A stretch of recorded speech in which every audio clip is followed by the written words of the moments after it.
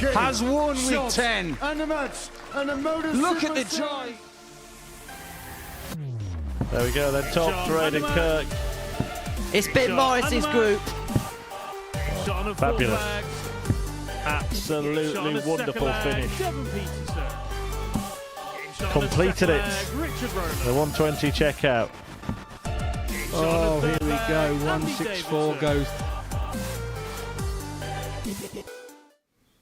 Hi there, good evening and welcome along to Saturday night at the Super Series. It is now the penultimate week of qualifying for Champions Week and we have got another tasty lineup for you. And part of that lineup is our resident pundit, the former world champion, Scott Mitchell. Scott, it's been a fantastic series. It's reaching its crescendo and we expect another great night tonight.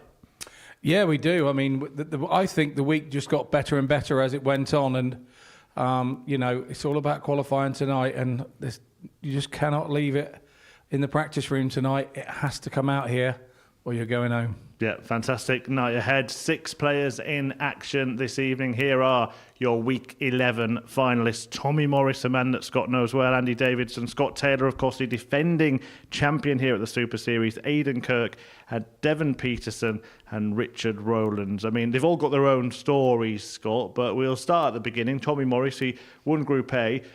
You know how strong he is. Just tell us what he can do. I know how much he wants it. You know, I think the last time he came here, he felt that he disappointed. He never made the Saturday night. And, you know, he's gone away and targeted little problems that he had on that week and worked on them. And he's come back and he's just proved from Group A that, you know, he was a good winner of Group A. And I think that tonight we've got a lot of rapid-fire players. And it's going to be who hits at the right time and doesn't miss because, yeah, I think they're going to really complement each other tonight. Yeah, he won Group A pretty well, didn't he? We'll show you the table. He won it with 24 points, 6 clear of Ashley Coleman in second in the end. But just take note of Devon Peterson on 6 points, just 3 wins from 15. We'll come on to him later on. Just park that thought there. But Tommy Morris, a very convincing win, 2 days off. He's been in this position before. He's just never really got it done on finals night. What advice have you been giving him to make sure that he can cross that line tonight? Well, obviously, I was here a couple of weeks ago, and I treated the finals like a lot differently than I did the times before that I'd been here. I was a little bit more cutthroat, and I was a little bit more treating it like a knockout rather than looking at the group stage. Your whole night hinges on that first game. You've got to get the first game right and win that first game. When you're the Group A winner, you've got the darts in that first game, and no matter who you're playing has got scars from the week because they're not a group winner. So you have to really take advantage of that. But because it's the first game, having the darts is not always an advantage. You're a bit nervy. The crowd are waiting for you to come in. So I tried to advise him that it's getting that first few throws right and then settling in as quickly as you can. And winning that first game is so crucial because then you're not kind of chasing and you know what you have to do the second game because the other 2 guys have played already. If you've lost the first game, you're under massive pressure in the second game, and I don't care what anybody tells you. Your arm goes tight, your leg goes to jelly. No matter how many times you've done it, when you're under that pressure, you have to embrace it. You can't hide from it. Yeah, well, let's see if he can change that tonight. Tommy, they're going a dominant Group A winner. At Group B, then, we saw Ashley Coleman and Andy Davidson drop in from Group A. Different fortunes. Coleman didn't make it. Andy Davidson, the ADC qualifier, who is a player who seems to have got better and better as the week has gone on, produced some stunning performances in that group and was a deserved winner. Yeah, well, if you look at that table, that Anthony Davidson there was 2 games ahead of everybody else. And I believe that those 2 games were the games against Scott Taylor, because he was absolutely superb in both games against Scott Taylor. The 110 average was absolutely sublime. And you look at him and you watch him throw and the way that his facial expressions are, you look at him and think, this guy's not a dart player, but where those darts go, that's the important bit. And he's every bit a dart player. Last night when we interviewed him, he was saying, you know, he's just taking it in his stride and he's playing it down and he doesn't quite know where the form has come from, but I'll tell you where it's come from. It's because you're a born winner and you're in a position to be noticed, and he wants to be noticed. Yeah, he's made a name for himself this week. A man who made a name for himself many years ago, a decade ago now, is Aiden Kirk, beating Phil Taylor at the UK Open famously and recently winning some Challenge Tour stuff. It's been a really solid debut from him here, hasn't it? Yeah, I think when you're younger, I think you feel the pressure of and like you say, beating the Taylors and everything. And obviously he was before Luke Littler, and they're all expecting Aiden was the Luke Littler of his time. Let's say that. So, there was a certain amount of pressure on him now. He's gone away, disappeared for a few years, written a children's book, and life is good for him now, away from the board. And I can tell you now, when the life is away from the board, when you're a working player, the board, when you come to the board, things come so much easier. There's problems off the board, with deadlines or whatever you're doing with work. It's horrible to come to the board and then you feel that you have to try harder. But he's one of those that I think he's in a great place off the board at the moment. I think he's taking the game not quite as seriously as he did 10 years ago. It's here and he's enjoying it. And we're seeing at the Challenge Tour that he's really ripping that up, and he's been at Pro Tours this year as well. So he's not just come back. He's come back and kicked the goals down and said, look, I'm back, I'm here, but I'm going to enjoy it and play different than when I was here before. Speaking of trying hard, how determined have you felt Scott Taylor has looked to get through and have another tilt at that Champions Week and the chance to defend his title, something only Luke Littler has done? Yeah, I agree. I think he's desperate to do that, and I just hope that he's not that desperate that it becomes a little chip on his shoulder that he's carrying around with him. I don't think he's that type of player. I think he's more laid back than that. But I do think that inside he's more fired up this time than we've seen him here before. And last night he'll be happy with how he's been playing. He knows that he's got more in the tank. And I think with the bunch of players we've got tonight, we're going to have to see it. Otherwise, he may not come out victor tonight. But I think he's got to be odds-on favourite. Big call, Scott Taylor. Is he going to get back to Champions League? We'll find out. I did mention a little earlier to take note of Devon Peterson on 6 points at the bottom of Group A. What a turnaround. Scott lost just 2 games in Group C, dominated that group. He was through with a few games to spare, 16 points. He really has grown into the week. He has, but I think on this group in particular, Devon had 2 really good games to start off with. He really hit the ground running. He was trying to make up for lost time and he treated a Group A as practice time without belittling anybody. He was treating that, he wasn't too bothered. He wanted to come, sort the last 2 days out. I've spoken to him. We've eaten together a couple of times this week. We're staying in the house together. So he's quite a complicated fella with the way that he throws. Sometimes he overcomplicates things, in my opinion, and I tried to tell him that this afternoon. I think you've got to keep things more simple. But for me, I thought that if he's feeling he's starting to bring it back, he says he's not the finished article, and he says that he's not where he wants to be, but he says he knows it's a slow and gradual rebuild, particularly as he has an injury in between. So he knows it's a slow and steady race, and he's done exactly what he needed to do. He just wanted to get to this Saturday final night. But by winning a group, you have that extra bit of confidence when you come in. So he's going to be very dangerous tonight as well. Yeah, he gets through with Richard Rowlands, who had the leg of the week, really, 11 data against Peterson to join him in qualifying. And now we'll show you which groups they are in this evening. So Tommy Morris, Rowlands and Scott Taylor, all in Group 1. Andy Davidson, Devon Peterson and Aiden Kirk go into Group 2. A usual format for those who haven't seen it. They all play each other once, and then we'll have a semi-finals from the top 2 in each group. And this is how the bookies are pricing it up. And they have gone with Scott Taylor as the favourite, as you predicted. Is there anything you disagree with there, Scott? No, I think that's about right. Tommy being second favourite, I thought maybe Davidson might have been in front of him. Just purely with the averages that he's been doing as a regular game, but Tommy played really well at the start of the week and really looked commanded. And he, like I say, he bossed that Group A. So I can see why he's in at second favourite, because he won Group A by so far. But Richard Rowlands at the bottom. Look at the 5 guys in front of him. He's got to find some form tonight. He's got to be hitting mid-90s tonight. You can't plop up there and hit 84, 85 tonight, because everybody around him is doing 90 plus, and he's got to get it together tonight. You mentioned the first match being really important. That first match is Tommy Morris against Richard Rowlands. He's the one kind of player that's not rapid in this group, isn't he, Rowlands? Could that be a factor in this game? I think it could, but Tommy's played me enough, and he knows what it's like having me in front of him and around him. So and he handles that usually pretty well. So, Richard doesn't do it purposely. It's the way that he throws and the way that he is just makeup on the board. It's just the way that he does it. You know, he doesn't do it purposely to slow anybody down. And I think Tommy's going to have to sort of realise all the things he's learnt with slow players in the past, because Tommy's been rapid fire since he was 12 years old, and everybody tries to slow him down. It's the first thing they do. So if he hasn't learned to deal with it by now, then he's a daft boy. Right, let's enjoy it, shall we? Hey, why not? I can't wait for it to start. Neither can I, and I bet you can't either. The first match is about to get underway. Richard Rowlands against Tommy Morris. Henry Deacon caught up with both players before tonight's action. Well, Richard, you don't like doing things the easy way, do you? That was quite the ending last night. Yeah, I thought, you know what, let's make it interesting this afternoon. Let's wait until the last game, give Dev the darts to start off with, and then try and win that game. Well, if you're going to save your best, you save your best till last in that group at 11 darts to get over the line. Does that say a lot about your bottle and your courage in key moments? I think so. I used to be able to do it more regularly.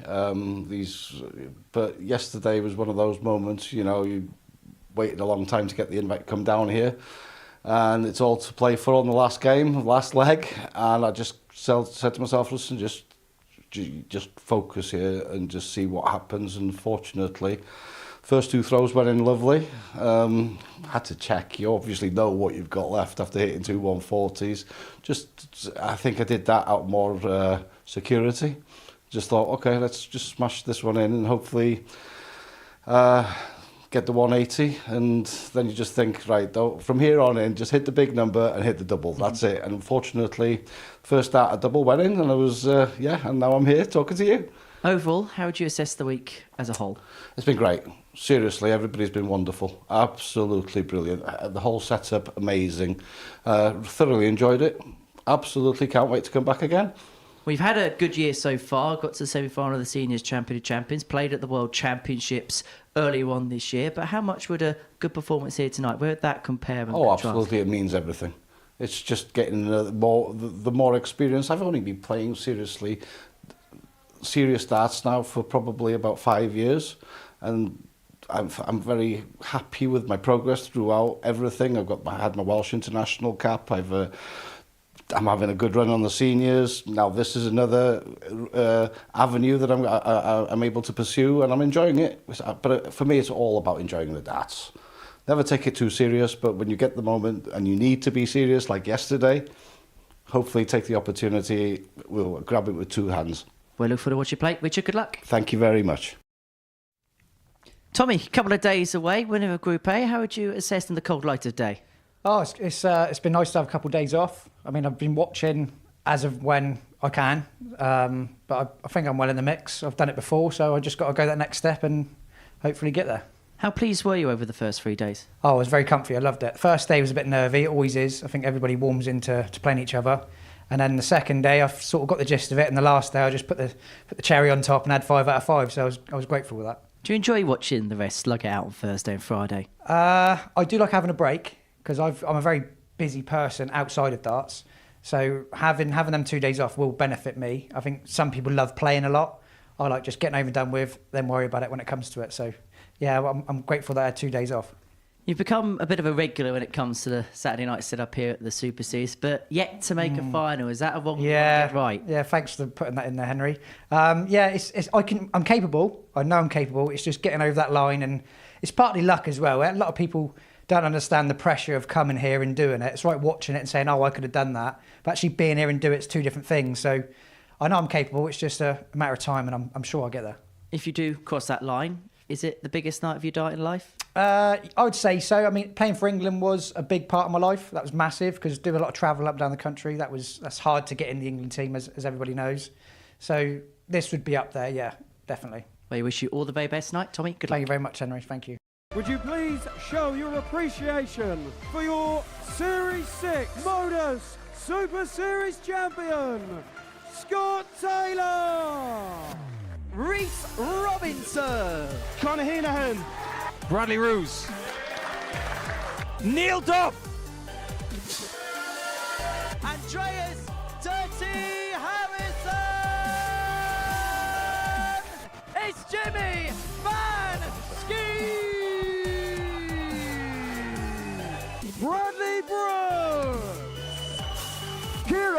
Tian. Bow and arrow, Mo Greaves. Darius Lebanowska!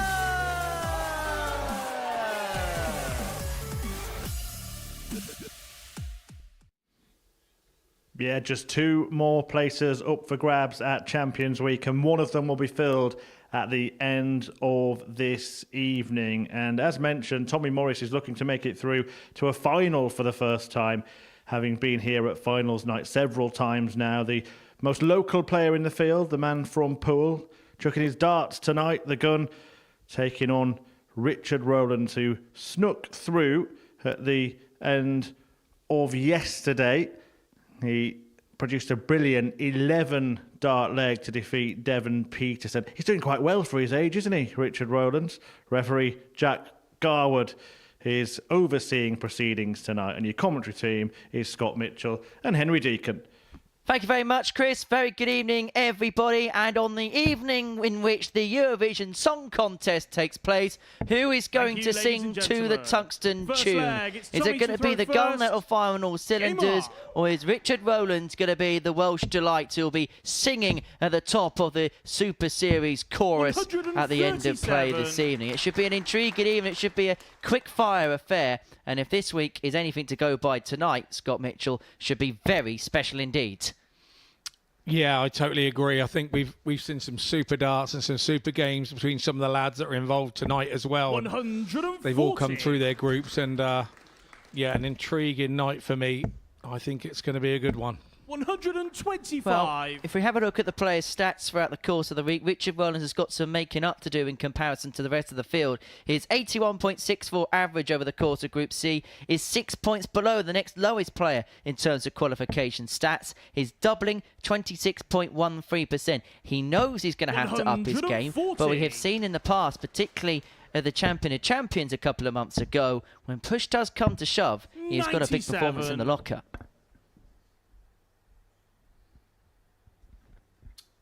He's got pedigree, there's no two ways about it, and we know that it was his debut week this week, and Rowlands has been throwing some good stuff on the seniors. I've been there and watching it, so he won't be rushed, 96. he won't be moved along. Tommy, you require 142. Similar to myself, somebody else that I know that's like that, and I think Tommy will know. Double 11 coming in here. Game shot on the first leg. 142 to start us off on the evening. Second leg, it's Richard to throw first. You know what we said about this? It could be quick fire brilliance. Tommy Morris getting out the gate perfectly. 142 to make it 1-0. Yeah, I said on the pre-show that I felt that having the dart sometimes being the first game isn't an advantage, and you've been away from the place for 2 days, and Tommy got a little caught in traffic on the way here as well tonight, we know, so it doesn't seem to have affected him in that opening leg.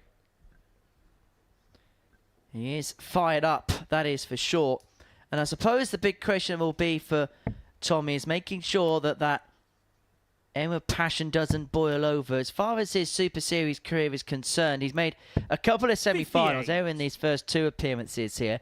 In Series 4 Week 5, a week which was won by Steve West, and then in Series 5 Week 1, which was won by Matt Clark. They're 2 players that play contrasting paces. But since then, it's not quite happened for the gun in this building. Not since August has he made it through to the Final 4. He's hoping to be the last man standing. Well, Richard, staying upstairs on 303. They're some of the fans that are in this evening, booking their tickets via dartshop.tv. 140. They've been listening to the ticketing news, Scott. There's a good chance they would have been.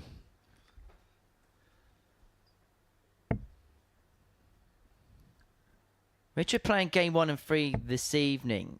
Being in that slot, can there be a panic if you lose that first match? 82. Oh, absolutely. I've been there. First time I came here, it was exactly the same for me. I didn't get through the group stage, and I lost that opening encounter and 161. was pretty disappointed. And then I had all the work to do, and by the time I got to play My second game, I knew exactly what scoreline it needed to be and everything else, and it's very hard to play darts like that. 99. Tommy It feels like a game that could be going with throw, but Morris has already had 1 ton plus out this evening. The bull's eye to make it 2 from 2. He's had a 142, but he cannot raise it to a 167. To be fair, we live closer than that, Thomas. He's having a giggle about it. That's the main thing. He's not letting it get to him. These could be key moments here for Richard. 46. Couldn't find it, and so Morris for the break in 2-0. You feel like if he takes this, he could break the back of the game somewhat. 1 left in hand. Isn't found, and so Rowlands will return on double 8 to square this match up. He gets a second opportunity. Yeah, it's finals night. You can't give those opportunities up because Richard will punish you.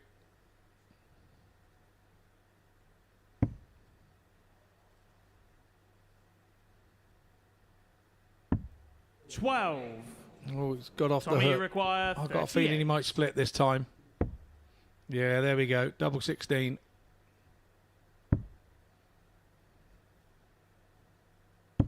Game shot on the second leg. Tommy Morris. And the double 8 brings Morris into a 2-0 lead with a breaker throw. So far, so good for the man from Third Paul. leg. It's Tommy to throw first. If you give a player enough chances at a double, he'll get it eventually. And I think Richard would have had a thing there that he thought he was going 99. back, but wasn't to be. Morris got it last dart, and they can always break your heart. Last dart finishes. Well, Tommy's stats for the week, average of 89.46 during his Group A campaign. Checkout ratio 55 from 175. That equates to 31.43%. Yeah, you want to be up around that 33%. One with every 3 in hand. That's always a tidy number. Anything above that is pretty exceptional. It was the one area that he struggled with on Monday, but very quickly put right, particularly on Tuesday. 95. One thing that's never been an issue with Tommy has been his power scoring. He's always been a big scorer, 58. but I think he'll be the first to admit that when things go wrong, it's usually been because of the finishing. Yeah, and then when, well, it's the same with any player. It's not just Tommy. It's when the finishing then starts to go wrong, all of a sudden that scoring power disappears with it because you can't believe that you're not hitting doubles, and then all of a sudden you're not hitting trebles either. Well, this could be a key exchange because that 140 for Rowlands has allowed him the 44. opportunity to have 6 on 206 to break back and return this game to throw at 2-1.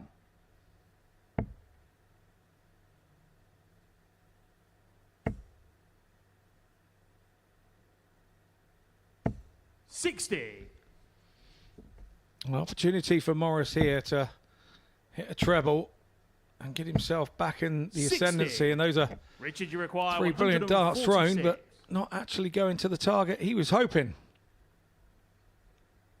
Morris has had a 142 in this game. Can Rowlands find a 146? Not on this occasion, and so Tommy's going to get another go at a out of 140 or more to move himself 3-0 to the good. And remember, 2 points and a positive legs difference is always going to be enough to send you through to the semi-finals. If you win 4-0 in your first match, 100. the only thing that Richard, can you stop you require from going 41. through is a 9-dart shootout.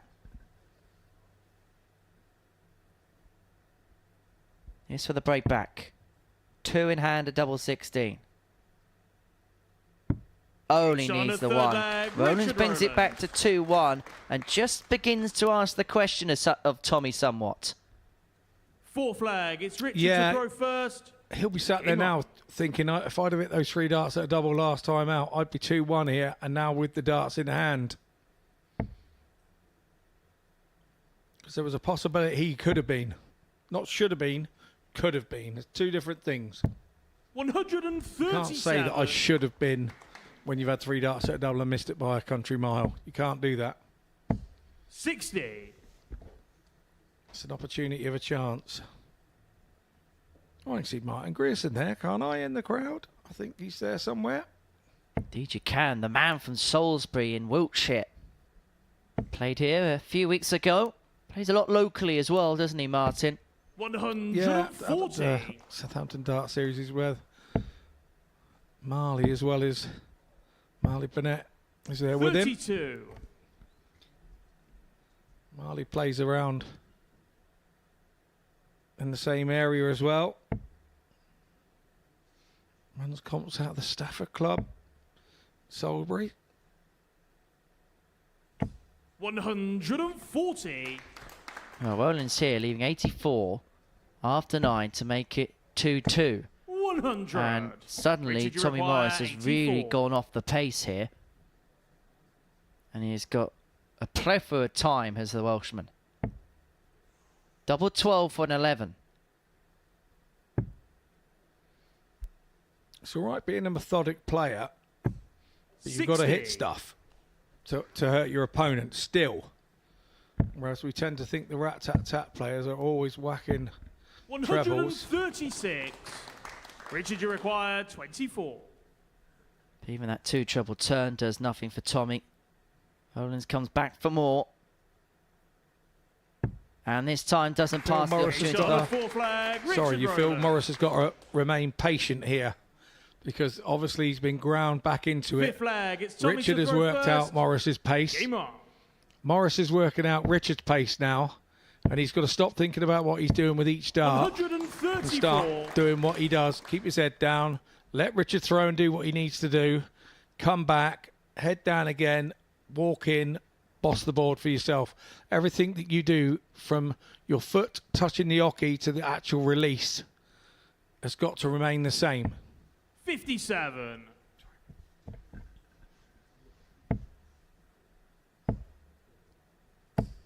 $85.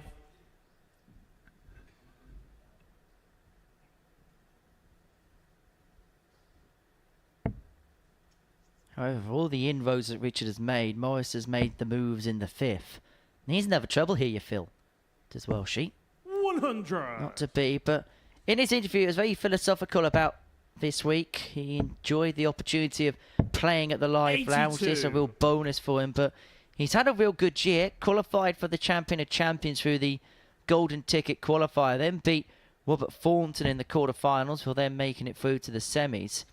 20th in the World Seniors World Rankings and 7th on the Order of 81. Merit for the Open Series event. They're the tournaments that take place on the floor.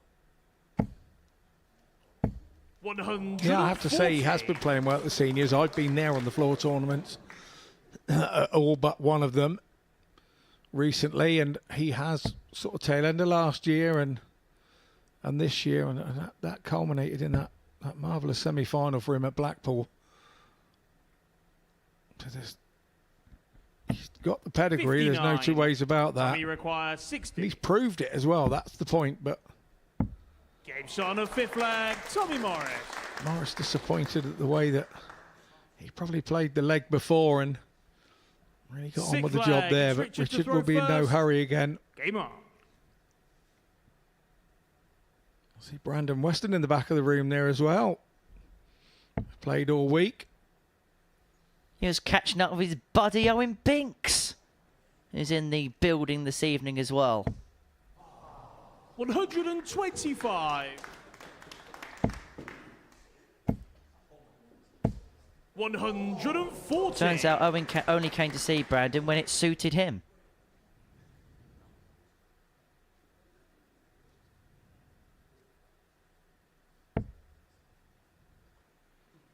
Morris unlucky to not hit a 180 there.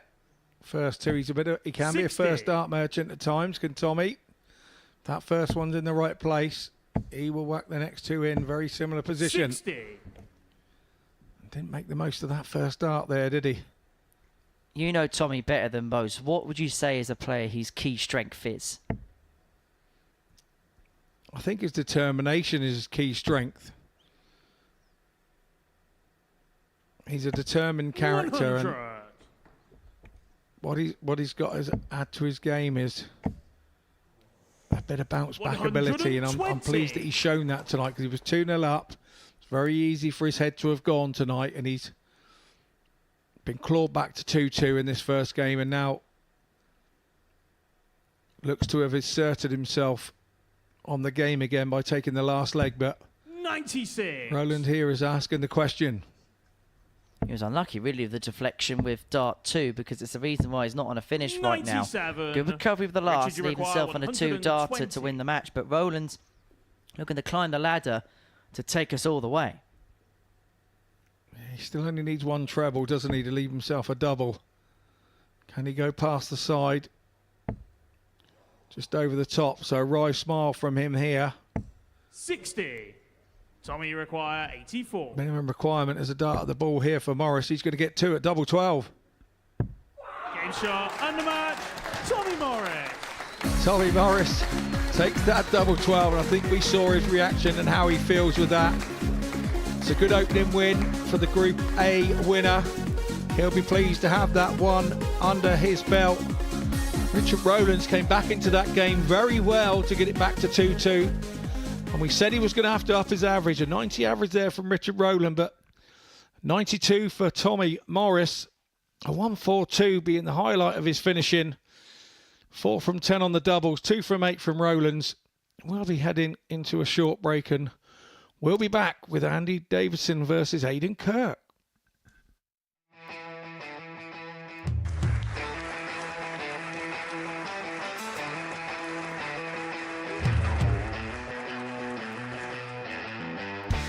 Hang on a minute. Wow! Oh my God! Well, that's 100 quid down the drain already. Itching to hit the 180. He's gone for the maximum.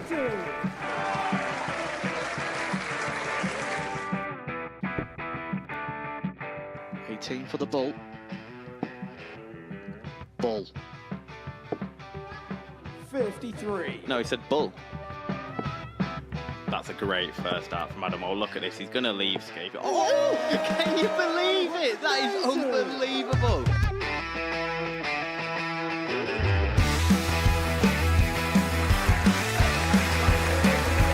Get match darts to put his team into the final. And through to the final they go. Charlie Murphy has hit the match-winning dart on both occasions. Double 4 for the title. Game shot out of the match. Please show your appreciation for the winner of the Influencer Pairs event, George Scaife and Adam Lipscomb.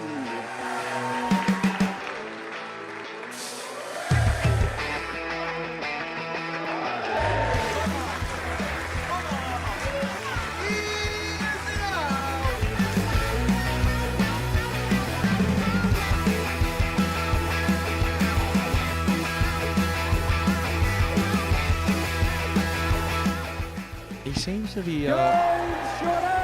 to be out. That's what he is. Charlie Murphy. A couple more visits yet. We're not going to need that. Bosh.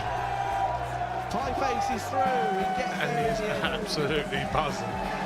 It was a game that Pie face dominated throughout.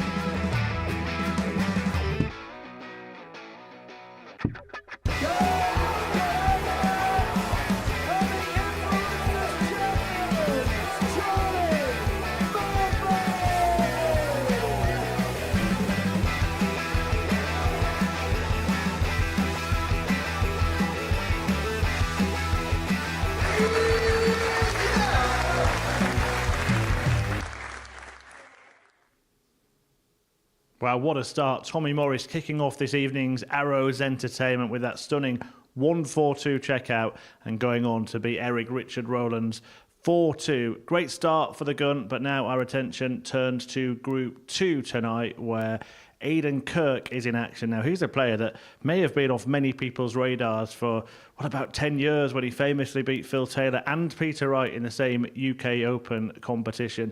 He's been in fine form of late, though, in the Challenge Tour before a debut week at the Super Series, in which he has made finals night for the first time.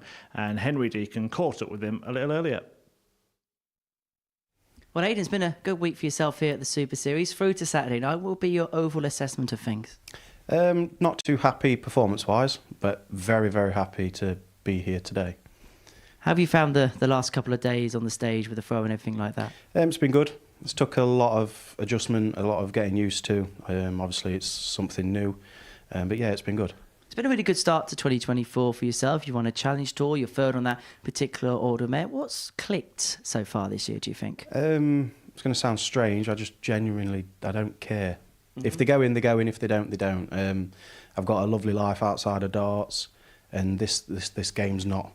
It's not the be all and end all as such. So yeah, I'm just enjoying it. How important is that balance of enjoying it, but still, when you're on that hockey, having that competitive edge? Oh yeah, there's a switch that happens mindset-wise. I go into every game wanting to win, believing I can win. Past experiences, obviously I've been there, I've done it on the stage, so the experience that I've got, it's all helped this year. So to a certain extent, you want a little bit of a free will that anything you get is a little bit of a bonus?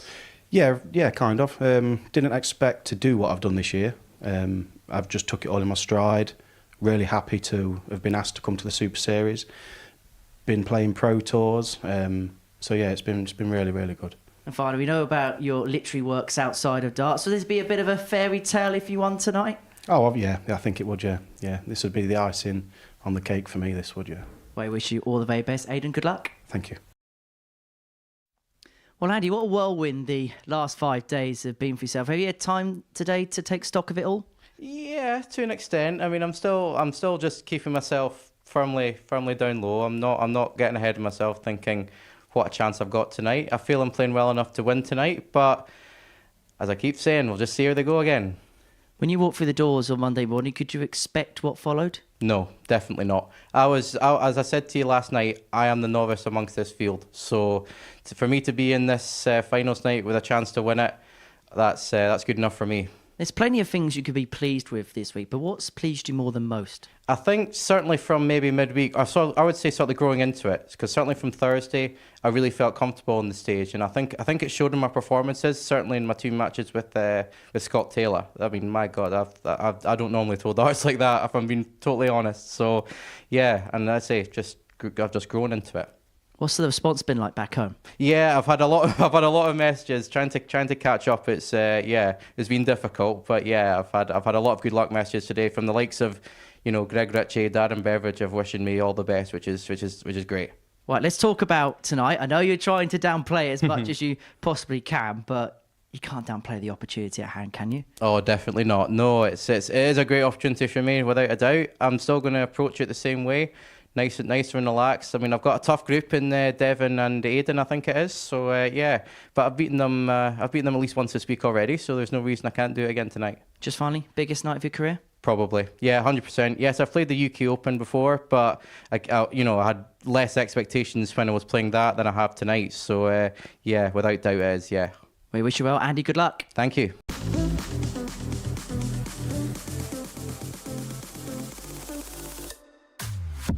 Oh, it doesn't matter what he does.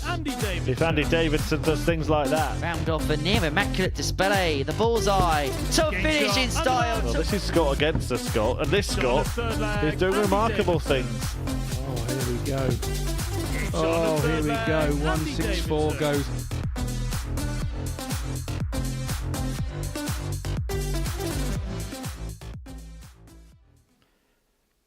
Yeah, we may well have unearthed a diamond in the Scotsman Andy Davidson this week. He qualified through the amateur darts circuit, a relatively unknown player, and has really emerged as one of the key contenders for this finals night. Some astronomical averages, including 110 against the defending champion Scott Taylor, and the 28-year-old from Edinburgh is now looking to impose himself in front of an audience here at the Super Series. He takes on the very humble, it has to be said, Aiden Kirk. Henry Deacon in that interview is referring to his other career as a children's author, but tonight he is in the big boys game, looking to make it through to Champions Week. And narrating this one, it is back to Henry Deacon, who's alongside Scott Mitchell.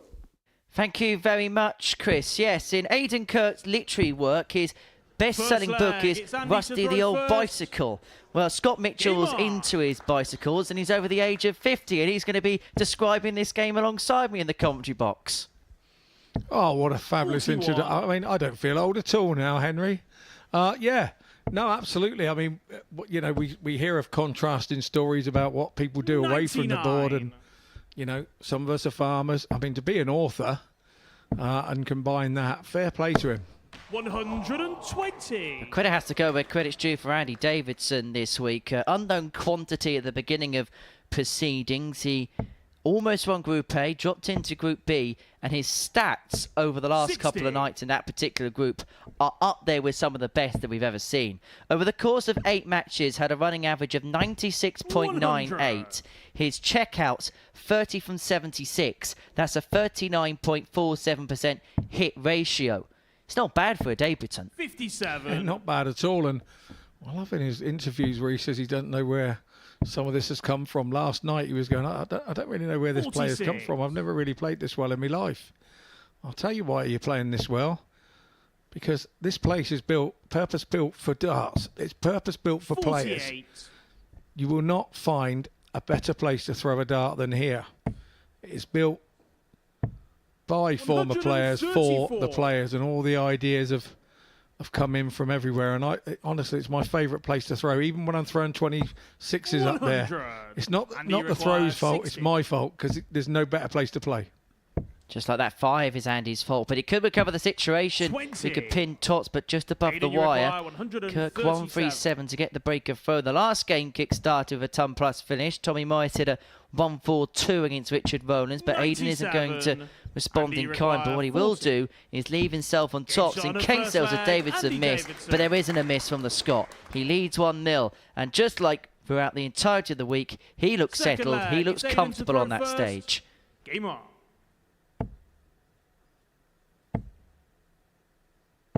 100. I just love the Kirk throw. It's just so methodical. It's so 60. smooth. If you're teaching anybody how to throw a dart, this is how you want to throw it. 100. Whereas with Andy, it's a little bit more... It's just his, isn't it? It's his unique style. It's not conventional, but it works. 140. Yeah, he just gets hold of it, puts it up near his ear hole, and then just lets it go. But Aiden's is a, you know, Aiden seems to bring it back the perfect distance and give himself a launch pad of a sort of like, you know, 12 inches before he goes past his point of right angle on his on his elbow. It's just, you don't want the body to move, you don't want anything to move. 57. It's just all arm with him. Nothing moves until the last dart is gone. It's just. It really is a majestic throw. There's no two ways about it. 105. Aiden, you require 144. 144 for Kirk. Isn't going to go, and so Davidson's going to return for the ton for 2-0, and it would be for a break of throw as well. 58. Andy, you require 100. And it's going to get a couple of darts at tops. Now 10s. 80. Kirk should at least Aiden, get you a dart of the ball 86. from 86. Even better, 2 at double 16. 70. Doesn't quite go, and so Davidson Andy, you has a require tangible chance now to lead 2-0. Double 5. Game shot on a second He's leg. needed Andy 1 or 2 Davidson. chances to win legs, but win legs he is. 2-0 to the good. He just Third stares leg, at it, it's doesn't he? Andy He to throw stares at the first. target and just throws Game at it. He's not bothered what his arm is doing. He just puts it up and launches it 95. away like he's got a hot spud in his hand. It's just, as soon as he gets it up there, it's gone. 99.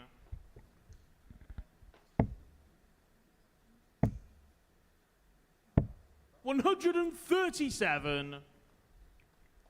Averaging 88.14, but a lot of that average is down to the 4 missed doubles that he's had in this contest. 59.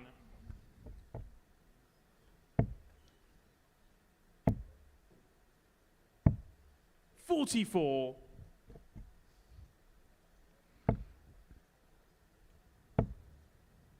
Sarcastic applause for himself there, I think. Andy Davidson on that time around. He does a little twist in his hand as well to get the dart in the right place. He puts it in his hand, then a slight twist as he brings it up to his eye line, and then just powers it on. Andy, you require 104. Well, he's got the game here, hasn't he, Andy? Exactly where he wants it. 2-0 to the good. 6 darts on 104 48. to lead 3-0. And Kirk will then be throwing to stay in the contest and to avoid a whitewash defeat. 57. Andy, you require 56. And Kirk, everything could have been oh so different if he'd hit one of those 2 darts at a double. Davidson would not be running away with it here. Then that was the break of throw on Kirk's throw. Flag. It's Aiden to throw first. Game on. Now he's got to start thinking about not going down by too many legs, because if you lose this first match 100. 4-0, then you could be in all sorts of trouble come the second match.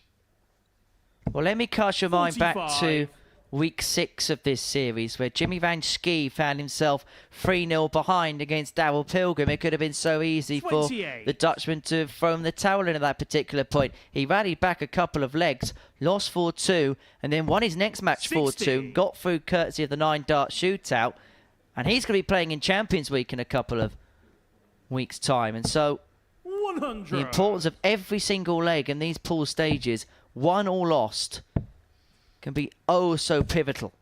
81. Yeah, they absolutely can. And I remember my first time here, I went down 4-0 in the first game. And even though I then went and beat Andy Bolton 4-3, Andy had done enough with his 3 legs. My opponent that had beaten me was already through. 55. And, it was TTFN for me. Ta-ta for now. I'd say bus fare home, but it'd be tractor fare home. 60. Yeah, just a can of red diesel fare home. That would have done it. Well, Kirk's going to get an opportunity here to pull one back. 100. Davidson Aiden, does you well require to sandwich a treble in the 116. middle of that sandwich. And he is going to get a dart here at tops. 96. 6 below, and it may well Andy, you be the require last opportunity he 160. gets. But Davidson drags the other side, and so Kirk's going to have 3 in hand, a double 10 to 52. bring it back to Aiden, 3-1. you require 20. And in this game, once you grab a leg, you grab some momentum, but you've got to get that leg. No score. And once again, Andy, you Kirk require spurns 108. a chance. That's a proper chance with 3 darts in your hand as well. 100. Aiden, you require And 20. that snarl there from Andy was the fact that he was unable to at least punish with a match dart in hand. on a full Kirk's going to bring it back flag, to Aiden 3-1, Kirk. but this is the important leg for Andy Davidson. He's going to have 2 opportunities in this match Fifth if he flag, needs it's it Andy to throw first. win the game on throw, Game but he'd on. rather get it done here as opposed to a 7th and deciding leg. Yeah, that was a big double 78. 5 there for Kirk, because, you know, at 3-0 down, he's already missed darts at a double. He already missed darts in that leg. That was a lot of character from 96. Aiden Kirk there to go up there at double 5, not to think too much about it and absolutely smack it, because it's a difficult double 45. when you're in the exact situation he was in. We've all been there. We've all done it. And 9 times out of 10, you missed that double 5. 57. Wait, so in our first game where Richard Rowlands had a mini rally at Tommy Morris, 60. but the man from Poole was able to get over the line with back-to-back 14 dart legs. 96. And as we mentioned a couple of moments ago, we don't know how important that leg could be for Aiden Kirk in a 85. couple of games' time when he takes on Devon Peterson. You never know, it could be the leg that ensures of a 9-dart shootout. 100. Stranger things have happened, Henry. Well, not that much stranger. But yeah, I know what you're 88. saying. Aiden, you require 152. Well, that would have been for the break, but he'll feel like he's going to leave himself in a handier position. But this 56. 145 for Andy, you require Davidson is for the 145. match. He's had a couple of wild ones tonight, which you haven't seen all week from him. 45. Aiden, you require 96. Yeah, is he knowing the importance of winning that first game, and is he seeing the finishing line? 56. Andy, you require 100. It's feeling like what's come so naturally is beginning to sift away. And this lead, slowly but surely, will 41. begin to sift away. And that Aiden, you require last start of the 40. single one could be a representative of where his head may be at right now, but Kirk still needs to find the tops. He doesn't find the tops, and Davidson is back for the match. 59. Yeah, you don't think he's going to make a mistake here, do you? But that's a massive mistake. He really is starting to think, isn't he? One dart at tops. 39. Goes below. And Aiden Kirk must be thinking 40. now, right, he can't get over the line here. I need to step in and punish. The only safety net he's got is he's got an open bed to aim at, but he's missed it. And the target that Kirk has just spurned is the one that Davidson wants for the win. To eventually get over the line. Double 5. And Davidson gets the win. He got out the tracks flying, but then towards the finishing line had 1 or 2 nerves. But he's got the 2 points in the locker. He has got a 4-1 win. And as for Aiden Kirk, he's got it all to do in a couple of matches' time against Devon Peterson. The tail of the tape, well, a case of missed doubles. 13 of them for Aiden Kirk. Coming up after the break, Richard Rowlands needs to win if he's to stay in. He takes on the defending champion, Scott Taylor, who's looking to retain the title.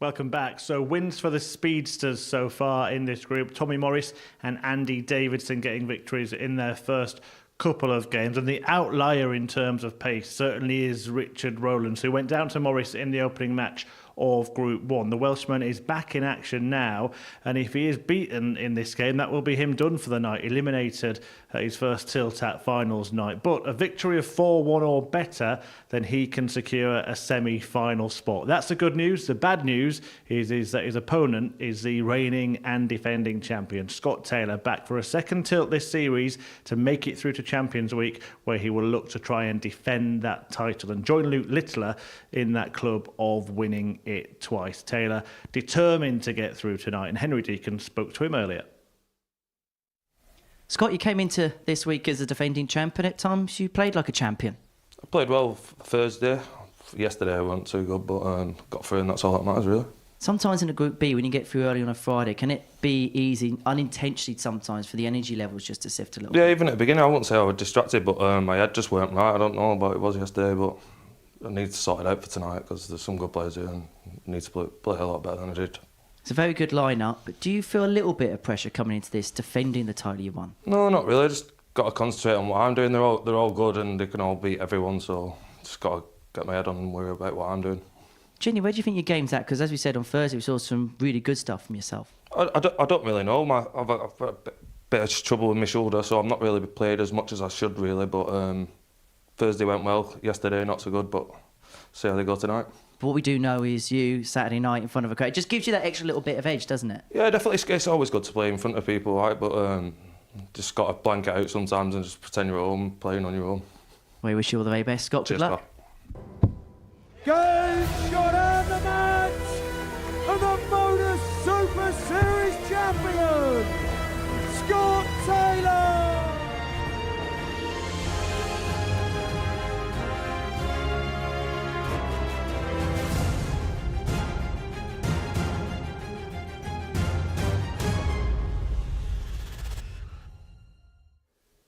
Well, if the Scott Taylor name is to be etched on the Super Series trophy again, he will need to navigate his way through to Champions Week once more. The winner of Series 6 looking to make it through to the big money week in Series 7. And he said that he struggled last night, Scott Taylor. Still managed to get through with ease, really, in Group B. I think it was a shirt, to be honest. He's gone away from that one tonight, old cowhead, and that's not an insult. We'll need to get out of the gate quick, if you pardon the pun, against Richard Rowlands here. The 52-year-old Welshman does need, as I mentioned earlier, a win of 4-1 or 4-0 to get through now.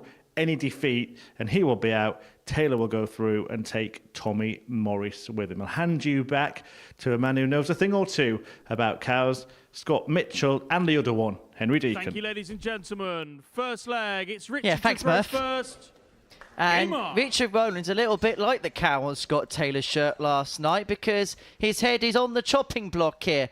Loses this one, he's eliminated from the competition before we've even seen Devon Peterson make his way onto the stage. But it was interesting to hear from Scott Taylor, and more to the point, it was very business-like from the champ this evening. Yeah, very much so. I think that little interview where he said, you know, just got to get to this night, really. 100. And then allow my stuff to come through. And I think that's exactly what he'll be looking to do.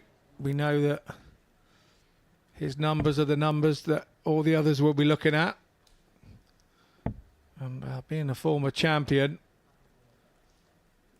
he's always going to be there and thereabouts. And the bookies seem to feel the same when we were looking at the top of the show.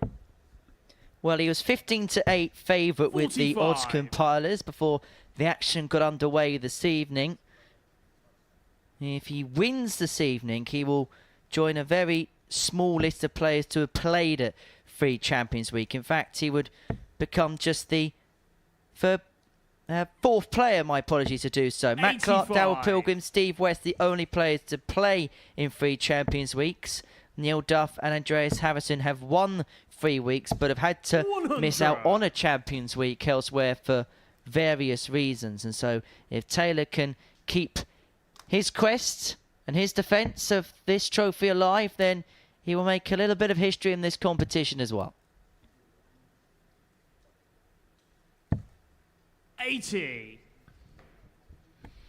Bit of shoulder there from Rowlands. Maybe he's got a sore one. We haven't heard anything 100. along those lines, but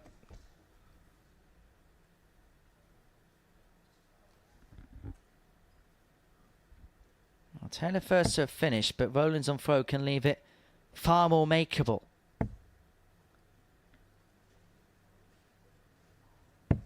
$139. Scott, you require 156. Another one of them would have left double 18. It would have been a bit boring way to start for the champ, Richard, and that really would have hurt 78. Richard. Remember, 4-0 or 4-1 in this game for Welshie would be enough to see him into the semis. Double 12.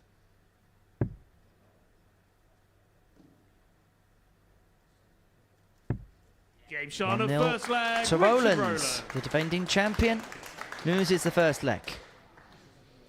Yeah. Second leg. Howsett won't be too worried about that. Game on. Scott Taylor will know that it's gone with the darts. He now has the darts, but he knows that he's got to concentrate and get into this because he has to break the darts at some point if he wants to win the match. What was it like for you when you defended your Lakeside title in 2016? It was a really weird feeling because I had to take the trophy back that day as well. 100. So I took the trophy back and handed the trophy back, and that was probably the first time that I'd really taken in that I'd been a world champion. You know, you know you're a world champion during the year, but I then handed that trophy back that day and then went and played as the former champion and kind of opened things up. So it was quite difficult, if I'm honest. To come back as champion is quite difficult, and you can fob it off and you can say that 59. it doesn't affect you, but you're the guy in the room to beat from last year. You know, and this is the way that the other players will look at Scott Taylor, whether he knows 81. it, realise it, or feels it. The guys all know that if they're going to play Scott, they've got to find their best game because he's been here, done it, and bought the T-shirt. At least you got to hand it back at the tournament. Glenn Dowen had to do it on some motorway service station when he had to relinquish his third world title.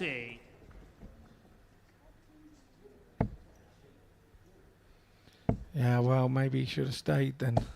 140. I think the Premier League title probably proved his decision right, didn't it? Taylor, 63, to square this game up at one apiece. I think a replica one has found his way back to him as well, so he does have one. He's somewhere in amongst the shining mirrors 45. In his front room somewhere. Absolutely. 63. When you've only got one, it is still pride of place, I promise you. I've got one too. A replica sat in pride of place, but here we go. 43. Taylor to Richard, you strike require back, but 157. we know he tries to leave tops all the time, but what's happening here is Rowlands is taking the pace out of the game. Taylor likes the pace to be a little bit quicker. So it's taken the pace out of Scott Taylor's throw. So if you watch when he goes to visit the board 93. next time, Scott, he's not throwing with 20. the rapid pace that he has been. He's picking his darts. It's definitely a slower pace. He's got it this time. But I think what he needs to do is try and step Third back. leg. It's Richard to throw Rowlands first. clear the board. Game on. Go in when bang, bang, bang, do his normal thing, his normal pace, then take them out and walk back. You must not change your pace between your foot to the oche and the throw to the board. That all has to stay the same.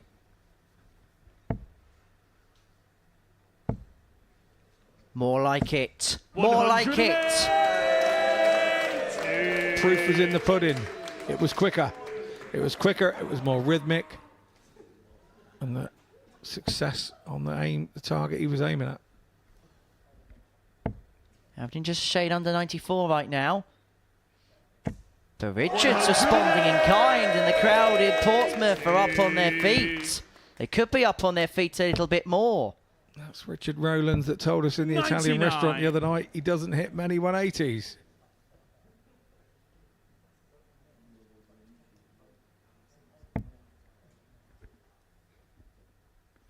You played in the BDO World Trophy, didn't you, Scott? I did indeed, yes. 46.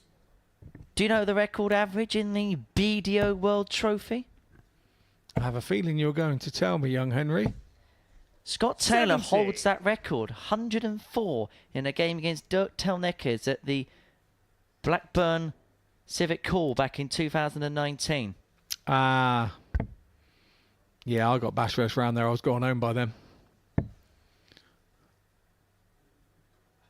Then lost to Jim Williams in the round after that. 95. Jim Williams won an Scott, only you require major 152. success. Taylor, you'd say with this title in the amateur system, a major champion in his own 24. right. Richard, you require 122.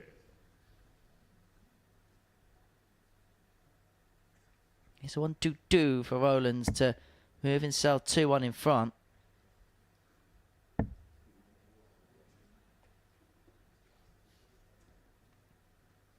You certainly get the feeling that even though the standard's been okay, 78. that it's been Scott, you require a game littered with hard graft.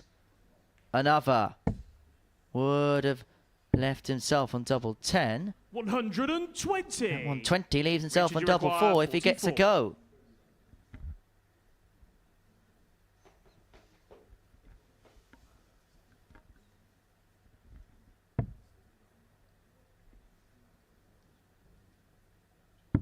Game shot on a third leg, Richard Rowland. Battling away for his life here, Rowlands, and Fourth feels leg, he's it's Scott to started throw to first. coming into it. Game on. Taylor looks to be getting the angry head on. So look out. 100. You felt like that was a crossroads moment in the match. If Taylor broke there, you get the sense that he could have really built up a head of speed. Haven't quite seen the quiver of the 95. bottom lip of Scott as of yet.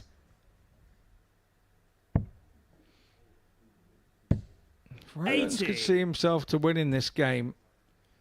How important are those two legs that he got against Tommy Morris in his loss? And this is what we were talking about earlier with our second game when Aiden Kirk went down just to one leg. 137. Legs difference so important, as big as a point in some cases. 85. If you're new to us, 2 points plus 1 legs difference automatically sees you through. So if Rowlands wins 4-1, then he'd be on 2 points plus 1 legs difference. He would see himself into the semi-finals. And if Rowlands can win 4-2, it still gives us the 47. tantalising prospect of a 9-dart shootout in Group 1. And for that to happen, Taylor would then have to beat Morris 4-2. 140. So I'm getting the hang of it. Taylor 96 to square this match back up. Yeah, he's jumped himself up from a sort of mid to high 80s now into the 90s average with a 92. 96. Scott, you require 96. He's the one you'd expect to go through the gears if anyone is in this match. And that's a 14-darter to square this contest up. And the other thing you have to remember about this concept Fifth leg. is that this is Scott Taylor's first game, and Richard Game on. Rowlands has already played one. So Richard Rowlands should have a slight advantage here. But because he lost it, there's not an advantage because he's playing for his life to stay in the Super Series this evening and stay here. 134. If Scott Taylor wins this leg, there'll be no 9-dart shootout in this group. 140. Scott Taylor wins this leg, he'll then vote for the match in the next. And in that case, it would mean that Rowlands will be heading for the exit. Taylor and Morris will be playing off for top spot. And in fact, we could have the same situation in the next 57. game, where if Devon Peterson beats Aiden Kirk, then we'll basically have 2 shootouts to see who finishes in top position in whichever group. 125. And it would be easy as a player to look at those games and go, well, I'm through anyway, it doesn't matter. But you want to avoid the guy that's on form in the other group. That's what you want to avoid. And of course, finishing top gives you the advantage of throw in the semi-finals. 100. It does indeed. The table topper on these mini tables does throw first in their semi-final. 93. One goes into semi-final 1, one goes into semi-final 2. Both throwing first. Big advantage, particularly with this short format. However, against the throw here, Taylor has made some inroads. 41. And that last Scott, you dart require has given 143. the defending champion 6 on 143 to move himself 3-2 in front. 89. And upon his return, he's going to leave himself on a single to double. 14 for tops, and it could be for back-to-back 14 dart legs. We saw a similar type blitz from Tommy Morris against Rowlands in our first game of the evening session. 87. Scott, you require 54. Tops for Taylor. Double 10. Doesn't go. It's 34. allowed Rowlands a chance, Richard, you require opportunity 82. perhaps he didn't expect on 82.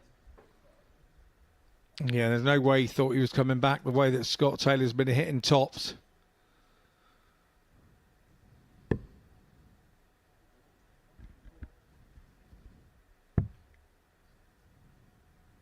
Big dart. Big hit. Rowlands moves 3-2 up. He staves off the Scott Taylor break attack. Now, Sixth leg. just It's playing Scott to devil's throw advocate first. here. I know Game that on. Richard Rowlands hit that.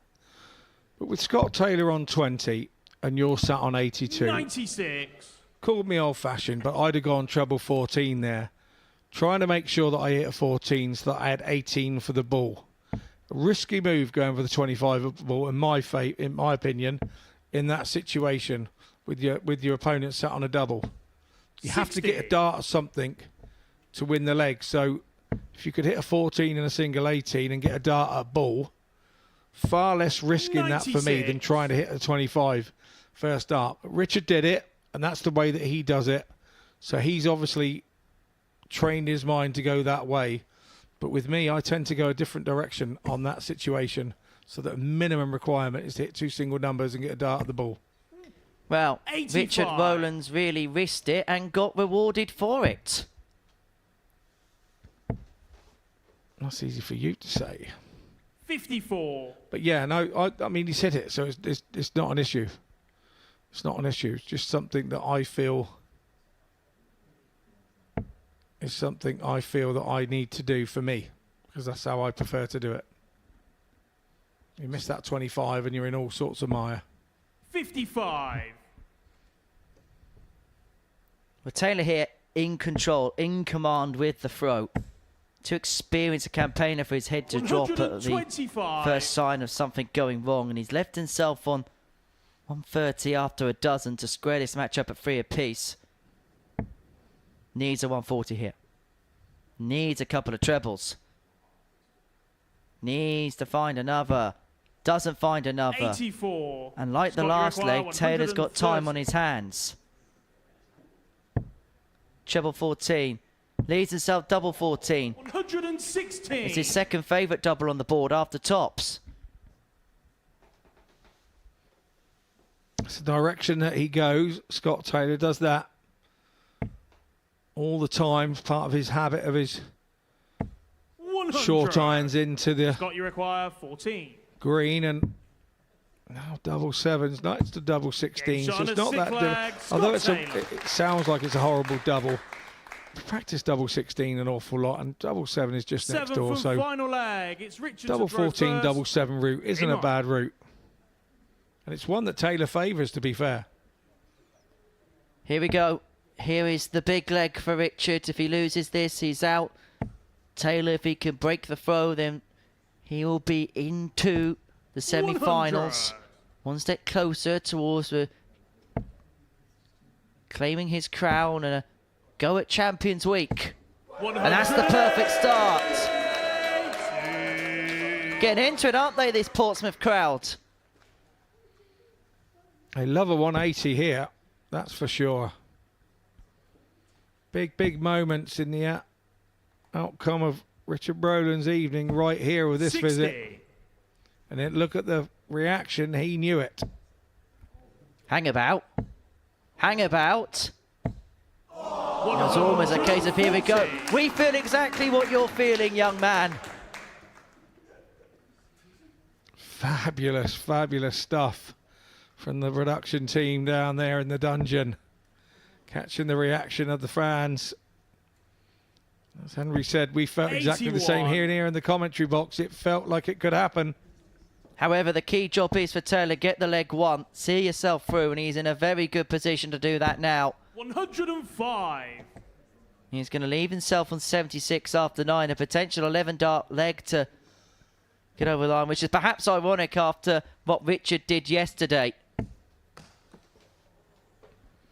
Wow, from Richard at his dart. 60. Oh.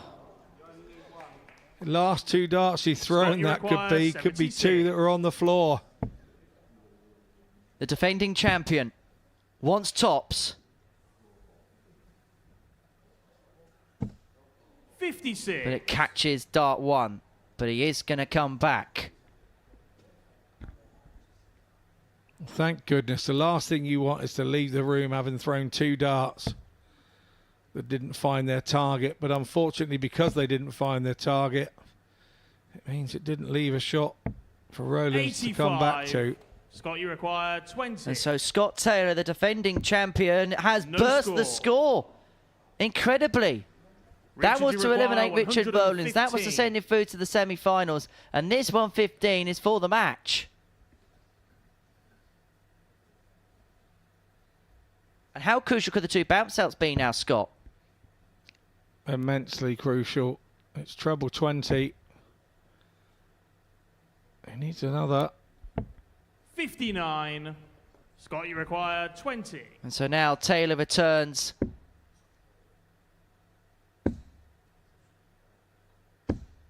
But he still 10. cannot cross that finishing line. Richard, you require 56. He still cannot find that match-winning dart. And now Rowlands is going to have an opportunity to win the match himself. He's going to have 2 at tops.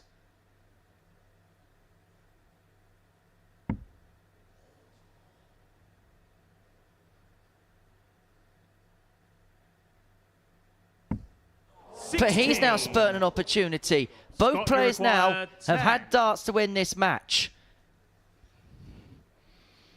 The crowd getting very animated because this is tense, nervous, headache moment. 1 in his hand. Game shot. Oh, right in the corner. Right in the corner from Scott Taylor. I think that showed the pressure of the situation, how that game ended. It's a 4-3 win in favour of Scott Taylor. It means Richard Rowlands heads on up the road. Scott Taylor and Tommy Morris, they go through from Group 1. There's the tail of the tape. A 90 average there from Taylor, just shy of. Mainly because of the missed doubles. He was running mid-90s all game. He will not be worried about that. He is now through to our semi-finals, and that's all he was aiming to do. We head into a short break, and we return with Aiden Kirk against Devon Peterson.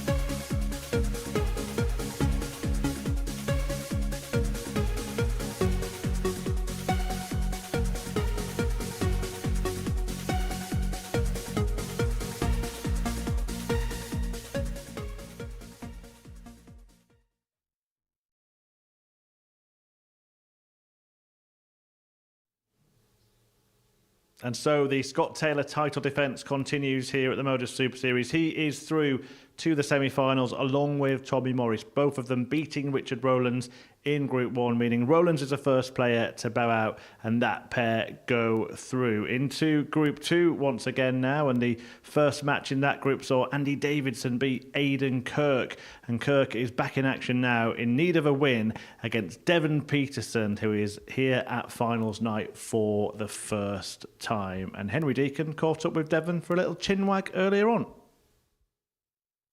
Devon, second appearance for yourself here at the Super Series, and we've seen some really good stuff from yourself. Yeah, it's been, I've had the professional practice on the board, and through the week, it's just got better. So the more you obviously on the hockey, the more comfortable you get. And I've been working on stuff. Some stuff clicked. Thursday obviously being the highlight, and then yesterday just making sure that I got through. Fantastic to be into the Saturday, and obviously where everything really counts. We've mentioned all week, of course, the rebuilding process that you're going through in your career. Has this week been a massive step in the right direction? No doubt about it. And the big thing for me is that not just achieving success on the hockey every throw, but winning games and consistently winning games, and then becoming more confident and expecting to check out on doubles and things like that. And I think Chris Mason mentioned it before. It's the hockey practice and that hockey time that he was talking about. And we all know that it's true and true to form. But when you're not playing at your very best, you kind of struggle to want to compete on the hockey because you want to get it right. And I feel like this week has been great. And regardless of the result tonight, it's definitely been a plus in my book. So would a good night tonight be kind of the cherry on top of the cake? Yeah, I think so. I think I've achieved everything that I wanted to achieve this week, and tonight we just go out and really enjoy it, give it my all, and let's hope that I'm the one lifting the trophy. And hey, look, we know what you're like. You're the man for the big crowds. You love a show, and there's going to be a crowd here tonight. Does that add an extra dynamic in your favour, do you think? No, it makes the night even sexier. I mean, that's the reason why you play at this level. It's because you very rarely get to experience an audience, and when you do it gets you closer to that likes of the European stage or the world stage. Might not be as big, but still as intimate. So yeah, it's going to be fantastic, and most of the players at the back there is going to enjoy it. We look forward to some sexy darts tonight. Devon, good luck. Thank you very much.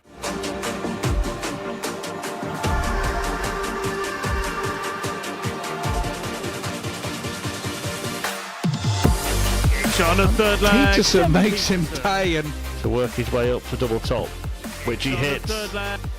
And he pulls it off perfectly. Absolutely wonderful finish. Devon Peterson.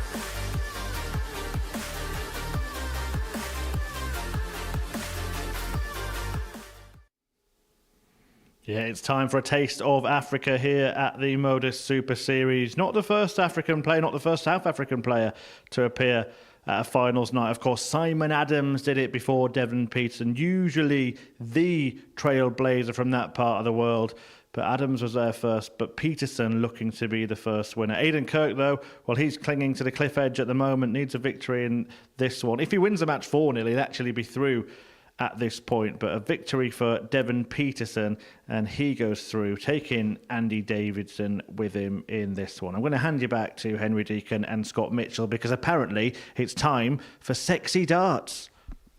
Absolutely, he's sexy and he's going to throw it, Devon Peterson, here in our fourth match of the evening session. And look, you couldn't have sexy darts without myself and Scott Mitchell in the commentary box, could you? It's like having David Ginola here, isn't it, Mr. Mitchell? Well, it was yesterday. I had my haircut this morning. Yeah, it was yesterday. 59. I had my haircut this morning. So, yeah.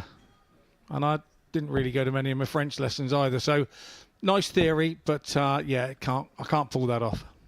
81. Well, he'll be hoping that the trip to Portsmouth this week was worth it, Devon Peterson. And he really has trended in the right direction over 96. the last few days. His Group C numbers, he finished bottom of Group A, just 6 points to his name. But as far as Group C was concerned, 87.64 running average, 36 hits from 85 attempts 100. On the doubles. That equates to the best doubles percentage of anybody left in the field of 42.35%. 140.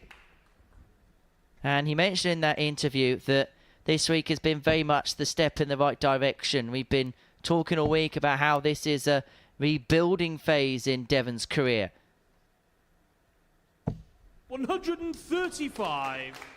And I just feel like after a few years where a lot of things were regressing in certain directions, maybe for the first time in a little while, Devon may be thinking, actually, he might be moving into a little bit of an upward trend.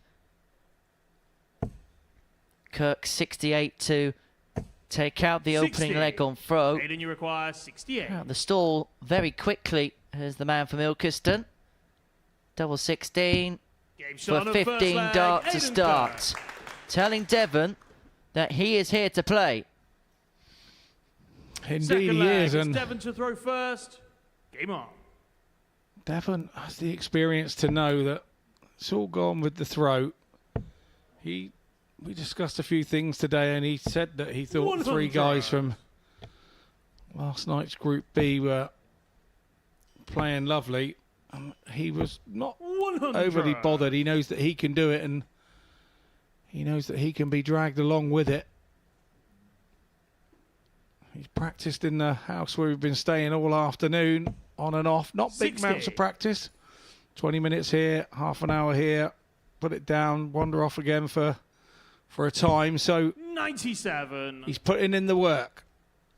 And actually the right amount of work. If you speak to a lot of psychologists or people that do a lot of studies about how the human brain functions, they say 60. Short, sharp bursts of things is the best way to go about it. 20, 30 minutes is probably about the peak to get what you need out of it. Rest and reps are so important. Yeah, they are, particularly for games like muscle memory as well, because you need to go back and let your memories and your muscle all link together and then pop back 60. half an hour's time and go again. And also it's very difficult to concentrate for that long as well. Continue to keep aiming and aiming. We're not all dart referees. Maybe that's why dart referees, they concentrate so long and so well. Probably not their best dart players. 100. Well, Aiden, you require both players are in the state of hyper-focus right now. Double 17 leaves double 18 with what would have been a 107. And remember, Kirk wins 4-0, he's through. You mean Peterson versus Davidson will be, again, just to dot the I's and cross the T's. However, that could be rendered irrelevant if Peterson could have found the bullseye there. Aiden, you require 36. So, break chance.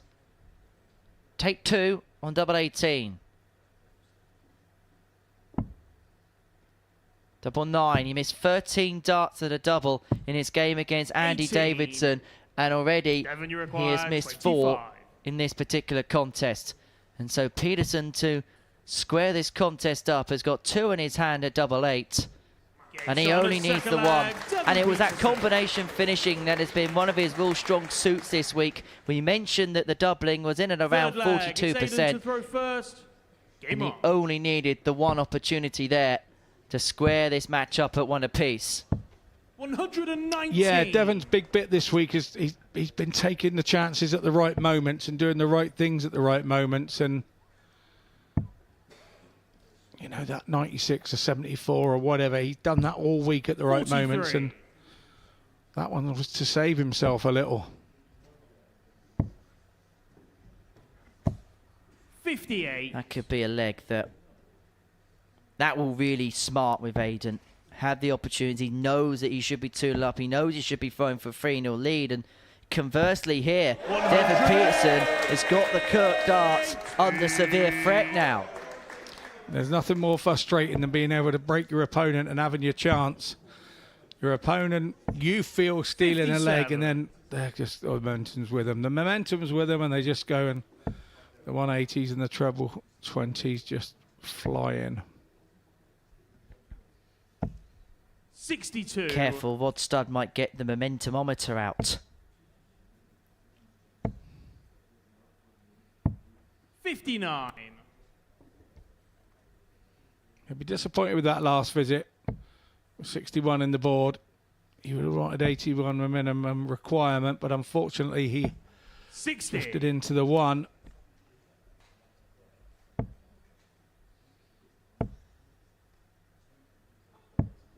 $59. Devon, you require 156. To move and sell 2-1 in front. 156. That is perfectly laid for another to follow. but he couldn't find a bedfellow.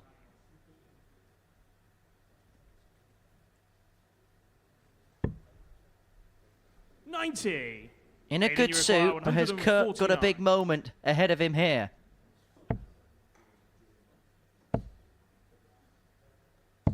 $137. Pressure on this. 66.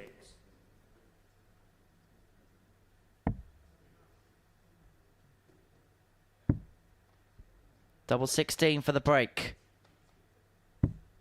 50. Doesn't go. The cry of come Aiden, on you Dev require because 12. Aiden comes back for double 6 to lead 2-1. Game shot on the third leg. Aiden Kirk. Takes advantage. 2-1 to the captain. Fourth flag. It's Devon One of the easiest things to do in darts is go and hit a double after your opponent has missed. And Dev not only missed them, but he was a bit chastising himself a little, wasn't he?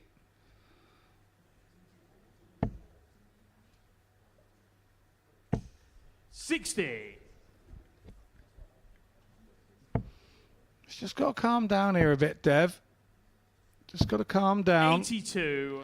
Throw with a bit of freedom. It's always difficult when you've had a couple of days in a group and you've had things your own way pretty much. So then come on finals night and in the first couple of legs not have it your own way, which is what you've been used to for the last couple of days. And a little bit of, it's not panic, but a little bit of apprehension can sneak in. And then when the apprehension sneaks in, you just don't throw with that rhythm. 60. You're trying and trying and trying with every dart, and you go that fraction, you walk that inch too quick on your last dart. You start to make silly mistakes. Well, you begin to doubt everything that's taken you to this point, don't you? Yeah, you do. 100. And it can only needs to be a couple of throws in this short format. That's the problem. And before you know it, the game has passed you by. And there's diddly squat you can do about it. 125. Well, Kirk's threatening the break here. Peterson needs to find something makeable just to try and keep the captain at bay. 105. That leaves him Aiden, on you require 76 if 135. the 135 doesn't go. Treble 20 for Bull. The bullseye 110. not to be for Kirk on this Devon, you occasion. require And so 76. Peterson, big passage of play. The difference between 3-1 and 2-2 is massive because Kirk has the darts in the next. 56. Aiden, you require 25. Well, now Kirk has it in his hands. Not just this leg, but if he can win it the match. He's going to throw for it now. He moves 3-1 up. He breaks Peterson. And if Kirk wins this game 4-1, Peterson beats Davidson by the same scoreline, we're going to be in 9-dart shootout territory again. 119.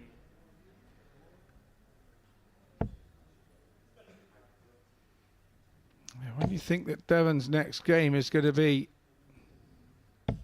81. against Davidson, 97.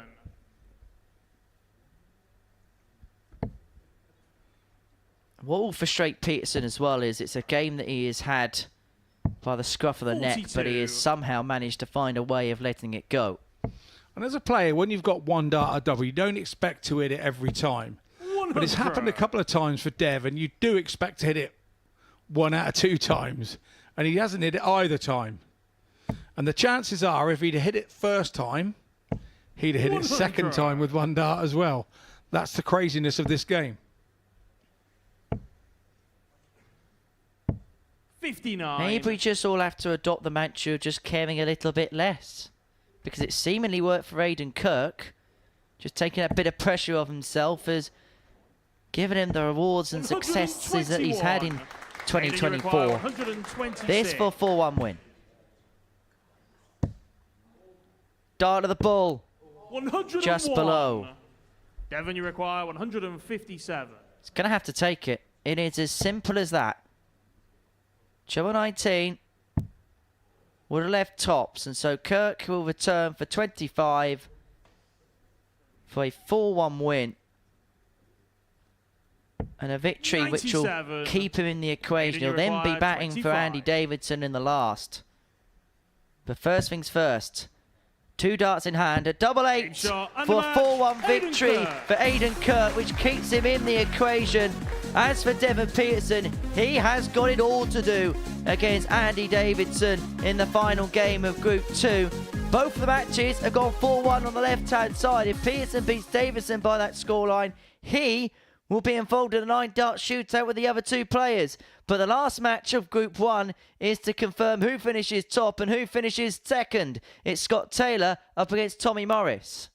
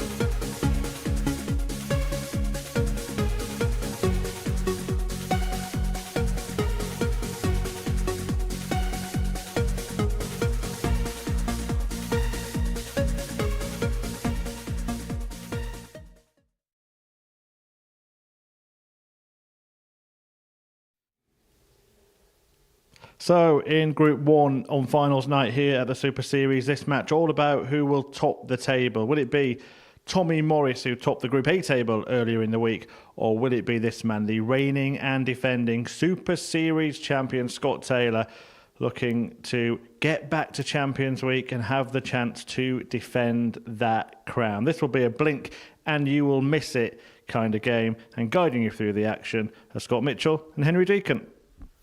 It's that quick that they want to get on with it straight away. Cheers, Murph.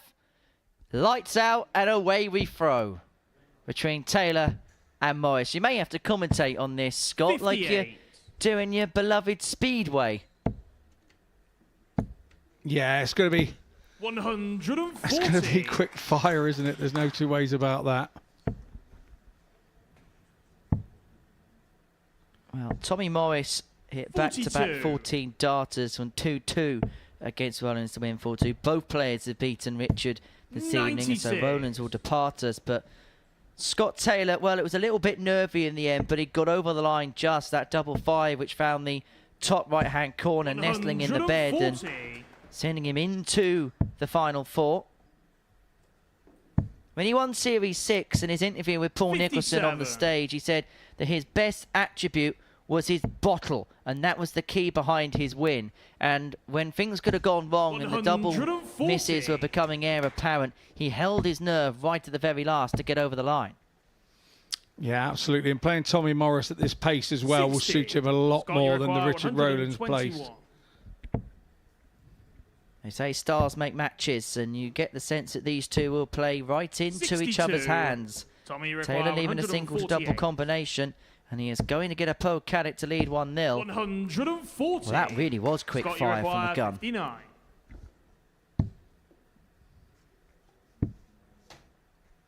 Tops for Taylor, Game shot on the 1-0 first to the leg, champ. Scott Taylor. There's a few. They've made the trip down to the south coast. Second leg. Fair to say it's they're Tommy enjoying to their throw night. first. Game on. Bet they're fun at parties. 100. If,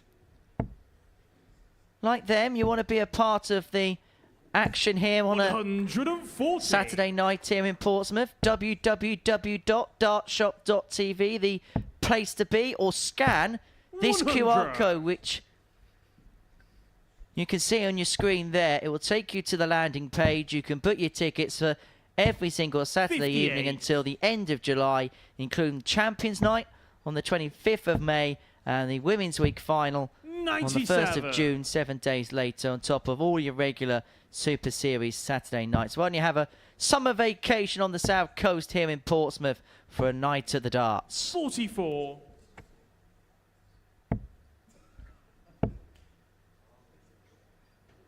Scott Mitchell's even got his 45. signed cars there, a la Neil Warnock.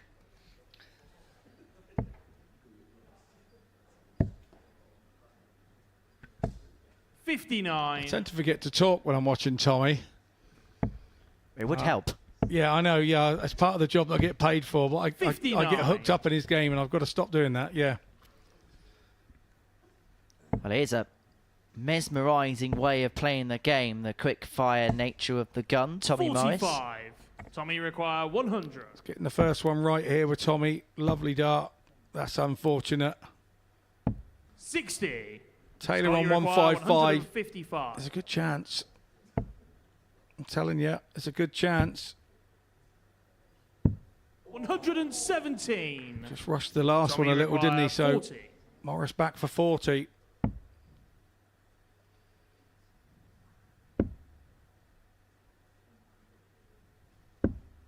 $20. How Scott, key a you miss could require that be? 38. Now, Scott's going to go straight for this. And that's straight in the middle. Shot on the So he second finds a leg, way Scott through Taylor. to break the throw and lead 2-0. Remember, the winner of this game will finish top of Group 1. The loser Third will finish leg, it's second. Scott to throw The first. difference, quite Game on. simple. Scott would have the darts in his semi-final. Tommy Morris would be against the darts in his Final Four clash. 100. Absolutely. Both of us are missing Super League games tonight, Tommy and I. 60. Dorset Super League is on a Saturday night. We play for different teams, but yeah, I'm sure one or two of them might be tuning in on their 108. telephone communicators. The problem for Morris here, though, is that he's lost his throw and he was throwing 100. second. So his throw was at the second leg, and now if Taylor gets this leg, it's a 3-0 lead and a long, long way back, and a lot of pressure on 85. Tommy to have to hold leg 4 on his throw. Well, Taylor will be the first to admit that he's 58. played not near his Scott, you best so require far this evening, but he is 136. getting the job done. And in fairness, in this game, there hasn't been much by way of opposition to him. 96. Leads himself tops after 12, and he has got a plethora of time to take it out. 140. For Scott, you 3-0. require 40. Game shot No on the mistake, third leg, 13 Scott darter, Taylor. and Scott Taylor is beginning to motor through the gears. Fourth flag, it's Tommy to throw first. Game on. Yeah, you feel that first game was just like a little warm-up game for him. 65. Scott Taylor, he feels he's in the flow of things now, and particularly being 3-0 up, he will now turn the screw. He's not one of those players that 140. gets a couple up and think I'll drift over the line. He tends to absolutely put the pedal to the metal. And 140. Looks what he's doing here, and so I get messages all evening from Tommy Morris fans wishing him luck, and there'll be 58. a few tears in their tea maybe on after this game, but let's not forget he's through to the semi-finals. 44. And that's another game and another start. And also, talking about Taylor, Scott, he said in his interview that it's just a little bit off it last night. The fact that he can go through the gears here, if he puts his pedal to the metal, he can build up that little bit of energy that he needs going into that Final Four clash. Yeah, and you know, we've said it in the past when we've watched the person lift the trophy aloft, and he was lucky in his first game. You know, had that gone south for him, it could have all gone wrong. And will we be saying the same about Scott Taylor later? He's going to return for 70. Could be for a potential 27 dart burst to see the match through. Tots for Taylor. 50. Not to beat. Tommy requires 70. To get one back. He's going to have 2 in his hand, a double 8. Double 4. And now 66. you expect the champ to step in. Scott, you require 20. Taylor wants double 10. Double 5. And the champion is 2 from 2. He is into the semi-finals. And he is still in with the chance of recapturing the trophy that he won back in February. He beats Tommy Morris in little over 7 minutes by 4 legs to 0, doing so with an 88.41 average. He'll expect that to rise as the night goes along. 50% on his doubles. For Tommy Morris, work to do ahead of his semi-final match. Coming up after the break, Group 2 is still up for interpretation. Devon Peterson's got it all to do up against Andy Davidson, who needs a couple of legs to secure his place into the semi-finals.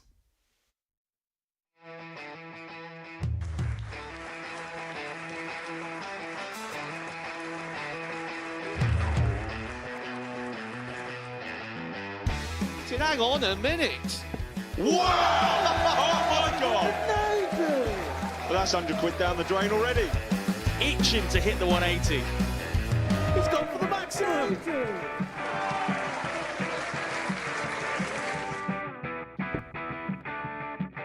$18 for the bull. Bull. 53. No, he said bull. That's a great first start from Adam. Oh, look at this. He's going to leave Scape. Oh, can you believe it? That is unbelievable.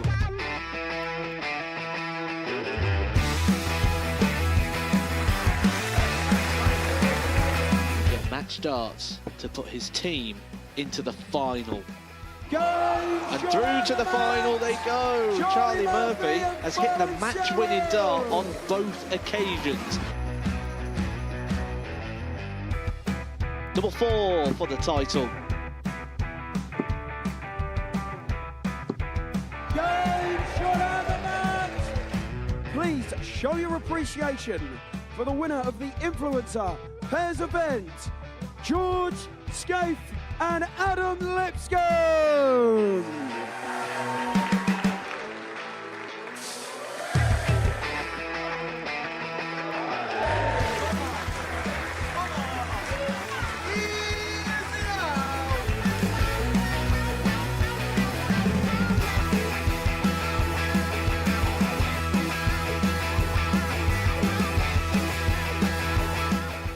He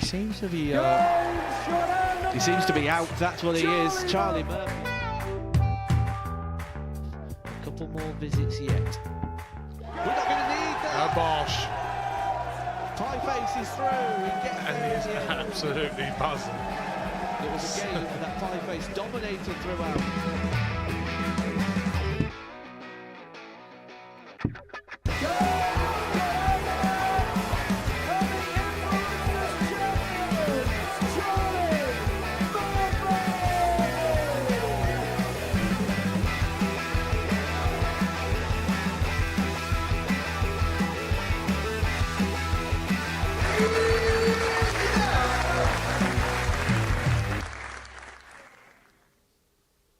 Welcome back to the Modus Super Series, where you'll just see over my shoulder Devon Peterson practicing for his final group game. He's up against it tonight, Devon. He needs a 4-0 win against Andy Davidson to qualify. If he wins 4-1, then there will be a 9-dart shootout. But any other result, and it will be Davidson who goes through, and Peterson will head out. But whatever happens tonight, it's been a huge week for Peterson and a huge week for African darts. Take a look at this. Africa has talent. We just needed the platform. And I think Devon did an interview with me a night before I won the qualifier. everybody in Africa can succeed, and we're going to create a platform. And he asked me, what does it mean to me if I won it? I said, I know my life is going to change.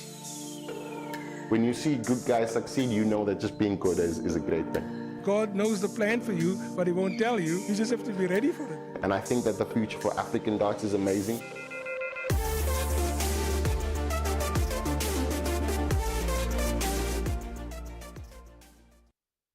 Yeah, it was announced this week that the African Darts Group is partnering with the Modus Super Series to provide a place for a qualifier from the continent of Africa in every series from now. Devon Peterson, a big part of that agreement, as always, not just playing for himself, but paving the way for others to follow. But tonight, it is about this match. He needs that whitewash win. He needs at least a 4-1 win to get a 9-dart shootout. That, by the way, is the only way that Aiden Kirk could be eliminated in a 9-dart shootout.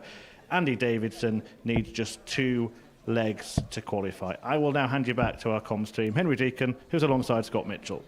Thank you, Murph. And to quote Shakira, it's time for Africa here at the Modus Super Series. And it is important, Scott, that we call ourselves an international darts competition. 140. But we can't truly be in spirit of calling ourselves an international darts competition unless every single continent on the planet is involved. Yeah, absolutely. And, well, you know, we know that there are players out there in many parts of the world. This initiative that Devon and the 100. Super Series have set up is just fantastic for South African darts. There's no two ways about it. 97. And there's a real feel that new players can come from that continent and come here and show their wares. It's all about opportunity, darts, and getting your opportunity. And we're going to see more Simon Adams type people coming here and enjoying the Modus Super Series. I think it's a magic initiative, and I think it's going to be fabulous for another sort of part of the world to be showcased here in the live lounge at the Modus Super Series. It's a topic that I think gets neglected in darts, but is a topic that is very much up for discussion in other sports as to how 84. Africa gets its funding 74. from. There's been big discussions in football, there's been big discussions in rugby about it. This first leg may not be up for discussion because it's in the leisure of Devon Peterson. Remember, he needs 4-0 to go through automatically. 4-1, it's a 9-dart shootout, and he gets the first step on the board. It's Andy to throw first. Game on. I just think it's a big step for the South African organisations out there, and 108. you know, rather than hoping for maybe one spot or whatever at other world championships, this is regular. This is 4-5 times a year here during the year, not waiting till the end of the year. I think it's going to be massive for them and bring them on, and as the Super Series is for other parts of the world. How many countries have we had here? It's just brilliant. It's just brilliant for them, and I think it's brilliant for the Super Series, and long may we continue to find players from other areas and other parts of the world. Is South America the next place we're going to see people from? Who knows? 29 countries have been represented here at the Super Series since the doors are flung open in July last year for Series 1, Week 1. 100. Andy, you require 144. Another one of them. At least double 12. Would have been for 144. Well, let's put this into context, Scott. Africa is a continent with a population of 1.216 billion. It accounts for 1/7 of the world's population. 24. And so there should be a representativeness within that continent. No score. You should be able to find a few players a year, shouldn't you? let's face it.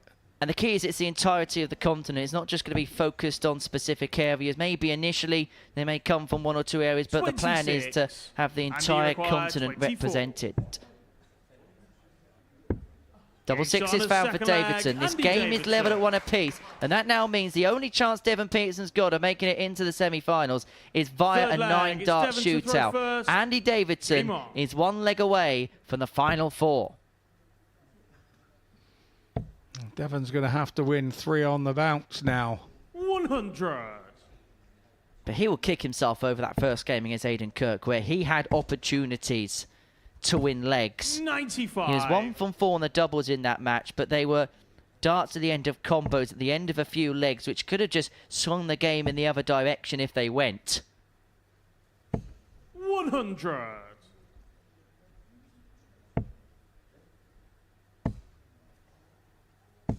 $140. I'm now seeing Davidson that we saw the last 2 nights, aren't we? He's now settled now that he's got a leg. 100.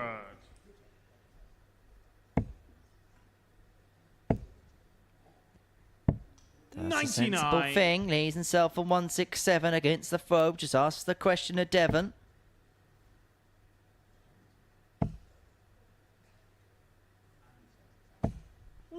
Big last dart. And he required But this could be the big moment for Davidson. Trouble 19 would have left the bullseye, and it would have been some way 94. to have sealed the deal. Devon, you require 101. And so from here on in, every single checkout is to save any hopes he has of making it through. 69. And he requires 73. 73 for a place in the semi-finals. And the Super Scot will head through to the final 4. It's been a debut week to remember for Andy Davidson, and it is going to continue. And Peterson knows his fate is sealed, and after this game, he will be heading for the exit door. 45. Yeah, there's no two ways about it. He knows that his night is run. Are we now going to see him throw a few legs with freedom? 140. You should remember, it's a week of great progress for Devon. Things look in a better place. 137. The numbers have been representative of that. But this week, Davidson's always been somewhat of an immovable object. He's averaging this game 97.04, which is pretty much the average that he ascertained throughout the whole of his Group B campaign. 96.98. His doubles 40%. And he's just beginning to tick up to that speed. He is very nervy in that first game against Aiden Kirk. But this looks like a different beast now. Yeah, very much so.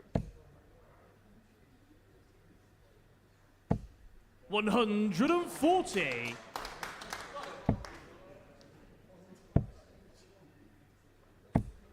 $59. Devon, you require 146. 146 and 126. What gives in this scenario?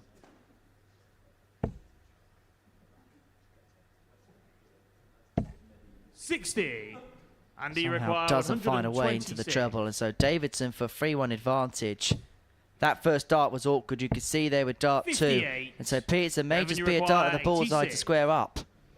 Yeah, Davidson's dart's going a little bit Taylor-esque, a little bit on the upward. So when he's above, it's a problem. It's bullseye for Peterson. 61. And he requires 68. Tops. 28. Doesn't go. Devon, you require 25.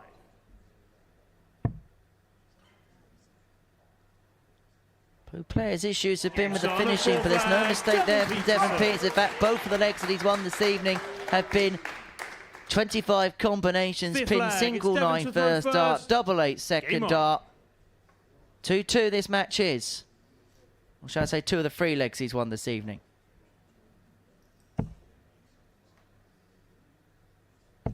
$100.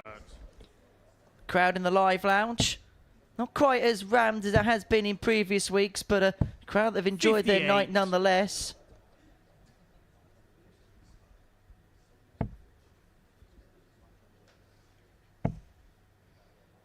As the weeks move forward, the attentions move to the big night, the Champions Night, in a couple of weeks' time, a fortnight's time now. 60. Scott Taylor will be hoping that he reigns amidst the gold confetti once more. 43. Beau Greaves, the favourite to reign under the confetti right now. 134. Not for me, no. No, if I'm totally honest, I think, yeah, she'll be there and thereabouts, but I don't want to say yes because I don't want to put the pressure on her. You know, she puts enough pressure on herself, let alone with me saying I think she'll be there and thereabouts. What I do know 78. is that she will enjoy the level of play in that week without doubt, because she knows 96. she can compete without a problem. To put the pressure on her now and install her as favourite would be wrong of me. She then beat playing in the Women's Week thereafter. 85. I'd say she's a favourite with that. 153. This could be a sliding doors moment. Double 18. 117. Just wide of the mark. Devon, you require 95. 20 ball. The bullseye. Pinned by Peterson. Perfectly in the middle of the diddle. And watched on by Brandon Weston in the crowd. Sixth leg. Look like he enjoyed that. To throw first. I think Dev enjoyed it, and I think those are the moments and that excitement is going to drive him on to try and return to as close as he can. Because there was one time, you know, he was throwing some of the best darts in the world, bar none. He had a period 45. where he was right on it and right there. And I hope that moments like that and the crowd getting behind him 125. really he takes that away from tonight and know that they all still love him. They all still want him to see him play well. It's been a big draw, and if you look 100. at some of the analytics on our social media sites and just having a chat with one or two people in the crowd, Devon Peterson is still a big draw for people. He's still a big name in the sport, and he's in that period of his career that he doesn't want to be remembered that has done things in the past. He wants to be remembered for things that he is about to do or hopes that he's about to do. But more importantly, he's a great, great guy and a great, great person, and that makes him very easy to warm to. And he's not too bad with a microphone in his hand either. Hang on. You'll be doing us out of a job here in a minute, Henry. No, let's leave him up there and let him carry on doing what he's doing. 60. And you require 81. There's my P45. 49.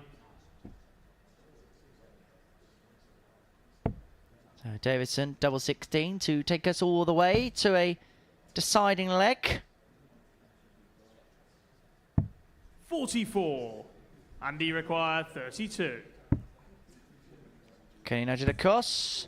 Surely now. Game Yes is shot the on a sick answer. leg, And we go Davidson. the distance for the second time tonight. Peterson free, Davidson free. 7th and final leg. I've got to confess, I had a Devon to little throw with first. Devon's Game darts on. earlier back at the house we were staying at, and I did it at a 180 with him, and he could do with one of those 180s right now to open this leg. Yeah, but you hit a 180 in one visit in the time that Devon went throwing those darts. Could have had 3. Oh, wow. 108. You spoke about Maxis. He was hard to please. Looked like he missed a bus or something. Oh, that's unlucky. Now then. 140. Never before have we seen a 9 in front of a crowd here, but what a leg this is from Davidson against Fro.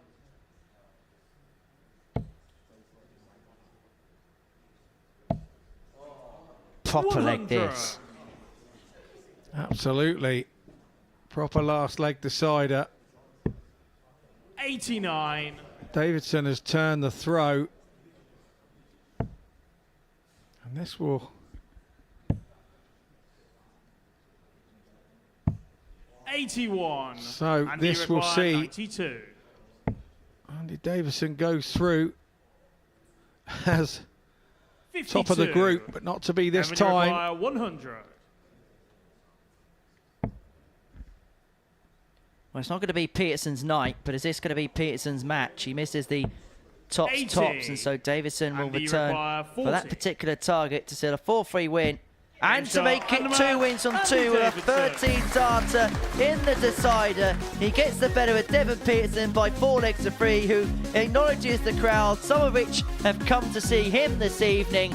But for Andy Davidson, this dream debut run goes on. It goes into the semi-finals in a few moments' time. 3 180s, a 93.39 average, 4 from 13 on the doubles. Are we witnessing the emergence of a star here this evening? Davidson beats Peterson 4-3. Our semi-finals are now set in stone.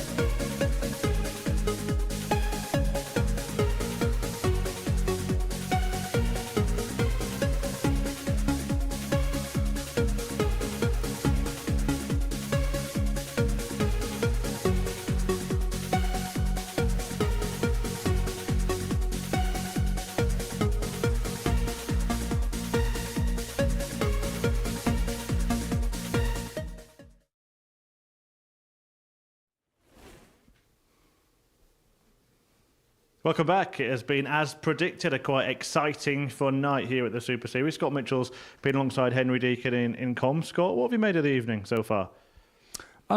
It's been quite a strange one. We expected it to be a little bit more fast and furious, but that kind of hasn't happened. You look at Scott Taylor, and he looked very dominant there against Tommy Morris, but looked a little frail in his first game as well. So he hasn't dominated the evening like maybe we expected him. Tommy played great in his first game and then succumbed to a few mistakes there against Scott Taylor. So he's not looking he's looking a bit streaky tonight, if I could say that. And but Andy Davidson is looking the real deal, and he's continuing to surprise himself. And Aiden Kirk's been good all week, and he's still in the mix and still in the hat. So I think I'm going to sit on the fence on this one. I don't know where this could go. It's all about who handles what nerves and does the right thing at the right time now. Certainly is. Let's just recap the results from tonight and show you the lineup for the semi-finals, of course. Tommy Morris got off to a blistering start, didn't he? A 1-4-2 checkout. First leg of the night, beating Richard Rowlands. Taylor then seeing off Rowlands as well. Then they played it out for a shootout, so he won that group. And, well, the gun Didn't win that shootout, did he? Emphatically beaten by Taylor. Davidson winning both of his Group 2 games. So that means that Taylor and Davidson will have the throw. Taylor playing Kirk in the first semi-final. Do you think the two players with a throw are the favourites to be meeting in the final tonight? Yeah, I have to say they are. I really do. I think that both have won their games convincingly, and I think that they're the two, and they'll probably look at eyeing each other up in the back room now and thinking the same. But rest assured, Aiden Kirk has said he's not bothered where the darts go. He's not bothered about darts so much. So he'll be throwing with a bit of freedom. And we all know what Tommy Morris brings to the game. You think that he's down and out, and up he'll pop. So, two intriguing semi-finals. And, everybody at home is going to get to see two good games. Let's just have a quick word for the players that are departing. Where did it go wrong, firstly, for Richard Rowlands tonight? I think he needed to win that first game against Tommy tonight. He really needed to beat Morris tonight, first game. To give him a spiriting chance in the second against Scott Taylor. If he'd have gone into that game with a winning momentum, I think he'd have got over the line against Taylor, because Taylor only just got him in the end, and it was a much improved performance from Rowlands. And for Devon, I think it's a big thing for him tonight to be here on the Saturday night, and he's been preparing well all day back at the house. It's nothing that he hasn't done. It's just that he had a couple of chances, didn't he? There was a couple of one-dart chances in his first game, and he unfortunately missed them both. And I think had he have missed one and not two, that would have been a different game. And I said in commentary, had he have hit his first one with one dart at it, he'd have probably hit the second, and that would have turned the game on its head. But look, that's Devon. We've also said that he's had great things happening this week, and the whole sort of continent of Africa should be pleased of what he's achieved and the deal that he's come to draw up with the Super Series, because that's the big news from tonight, really. Well, let's focus on the players that are in the semi-finals. I'm going to start with the defending champ, Scott Taylor, because he has started to turn it on. Even before that 4-0 win, there was a moment that sent the crowd wild down there, wasn't he? Back-to-back, well, almost back-to-back 180s. He was threatening the 9-darter. They lapped it up. Yeah, they absolutely did. And that last dart, he did everything right. He thundered it into the two that was already there, hoping for it to be dragged in, which is...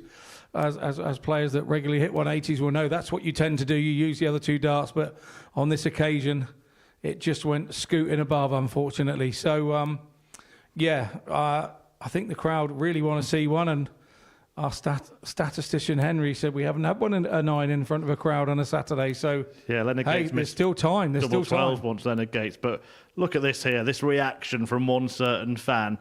Everybody was him, weren't they, when that happened there? That was a brilliant reaction, really summed up the thirst to get that special moment here of a perfect leg on a Saturday. Absolutely, and that's what we're chasing here now at the Super Series. We've had pretty much everything, and we just need a 9-darter in front of the crowd now. And Tommy Morris, he turned on the style right from the start of the night, didn't he? A fabulous 1-4-2 checkout in the very first leg. Look, you're going to be entertained here at the Super Series on a Saturday, but that was some way to kind of signal his intent at finals night. Yeah, absolutely, and it got him off and running really well against Richard Rowlands, and that's probably what he's going to need to do in his semi-final. If he's going to come through that, he needs something big to give him that spark, and we know he doesn't.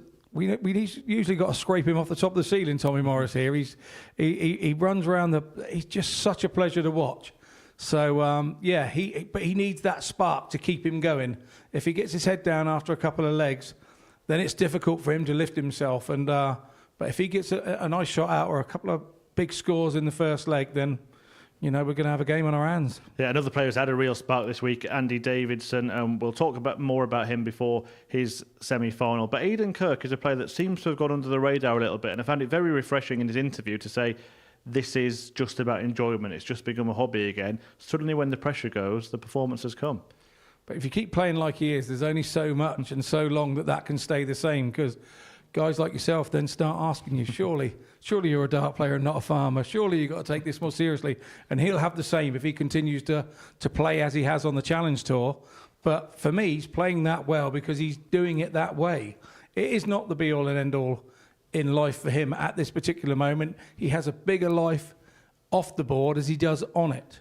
So for him, anything that he starts to get here is a bonus. And when you come to places like this and start enjoying yourself, you play well, and then you never know what could happen. Speaking of enjoying it, let's do that. You can go back through to comms with Henry Deacon for the semi-finals. It is time for the semis to get underway. The first one, Aiden Kirk taking on the reigning champion, Scott Taylor.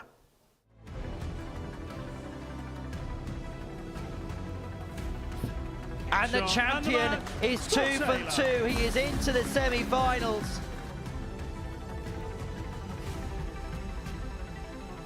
Two darts in hand, a double 8 for a 4-1 victory for Aiden Kirk, which keeps him in the equation. And then there were 4 semi-finals about to get underway at the Super Series for another Saturday night showdown. Aiden Kirk, as we just mentioned, maybe a bit of an outsider here, but Scott Taylor is determined to make it back to Champions Week. Having missed out in the final earlier in the series, can he get there again and give himself that second chance? We will find out over the best of 7 legs once again as the Bolton thrower goes up against Kirk. And talking you through the action, Scott Mitchell has returned to the commentary box where he joins Henry Deacon. Thank you very much, Chris. And so who is going to make the final dance? The captain or the champion? Scott Taylor or Aiden Kirk? These two have had a couple of battles this week in Group B, but this is the biggest matchup between the pair yet. A place in the final, a place where Scott Taylor's already been in this series during his title defence. He lost out to Neil Duff in the final of week 4 in this series by 4 legs to 1. Duff was 4 from 4 in his doubles on that particular occasion. Taylor going to right that particular wrong, and he kickstarts his semi-final in perfect style. Well, we start, Scott Mitchell, as we hope to mean to go on. He means business now, doesn't he? He's still on a 9. Oh. 85. As the Germans say, 9 after the 5th dart there. But already he's setting his stall out, is 84. Scott Taylor. And one thing we know so well about him is when it gets to this stage, the business stage of proceedings, something just clicks with him. 58. Yeah, it does. And it took a very good Neil Duff to stop him last time. 59. I feel it's going to take a very good Aiden Kirk to stop him this time.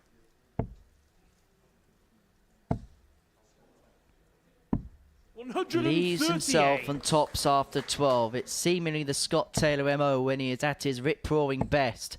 And he is setting out a signal 60. of intent Scott, right from the very start 40. here. And he has got 6 to take the first leg. That's dangled on the wire and he doesn't like it whatsoever. Open bit of double 10 may be a help, 20. but it's not a find. It's that sign of bit of attention, you know. Double top's been on a string for him in the last 2 days, but it hasn't been tonight. And pressure asserted 20. now from Kirk. Game shot on But first Taylor leg, makes no Scott mistake. Taylor. He leads 1-0. Making sure that Second leg, it's Aiden throw to which he throw won first. by virtue Game of on. beating Tommy Morris by 4 legs to 0 isn't taken away from him right at the very beginning of this contest. 58. Aiden Kirk there just 8 into his darts. Please go up a little bit. 41. And that in Scott Taylor's quality was a bag of nails. 140. Kirk firing back in leg 2. You get the sense this has a real nip and tuck feel to it, this particular contest. 15.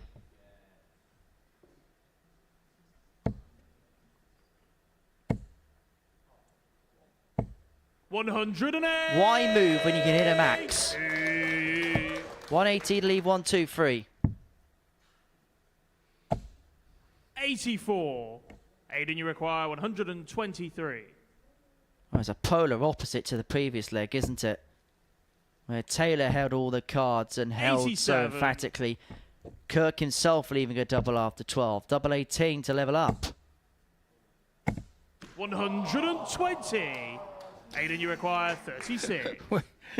It's not the largest crowd we've ever had here at the Super Series, but what I will tell you is they are absolutely loving it. On a second leg, Aiden Kirk. And Aiden Kirk will love that. Level we are, 1-1.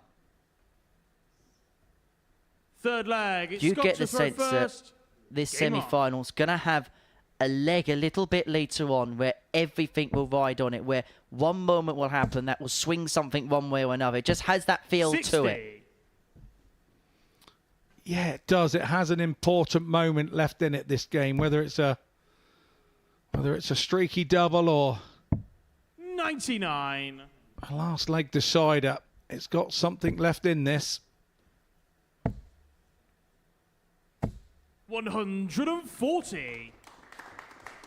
Feels like a couple of Formula One cars behind the safety car, but the safety car's just come in and they're wondering when's the right time to put the foot on the throttle and whether it's too early to put the foot on the throttle and the other person can then come back. Yeah, absolutely. 100. I wonder if these guys played in their youth days together, because I know they were practicing together 95. on Thursday before the session started, playing varying games on the board, double finishing games and so on and so forth, which you see a lot. Scott's just a few years older than Aiden, not too far away from each other in terms of age brackets. Taylor, in his mid-30s, whereas Kirk is 32 years of age. Winner of 11 44. Development Tour titles in his career was Aiden Kirk. When you see what he's produced this week, no 59. matter what this game ends up, that is no surprise. 97. Scott, you require Continue the 56. theme in terms of holds of throw in this match. Double 10. The one thing that's going to 36. irk this man tonight Aiden, you require 109. is the fact that opportunities he's had haven't always been capitalised upon. This could be seized upon.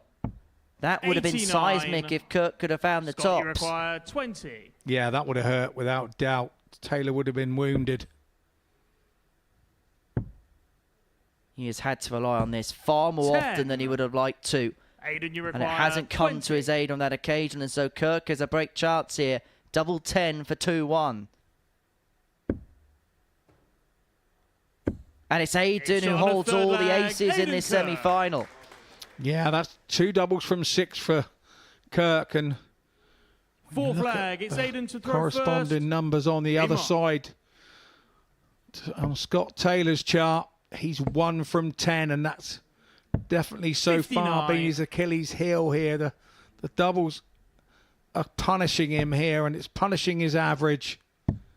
He's 10 points behind Kirk on the average, 96.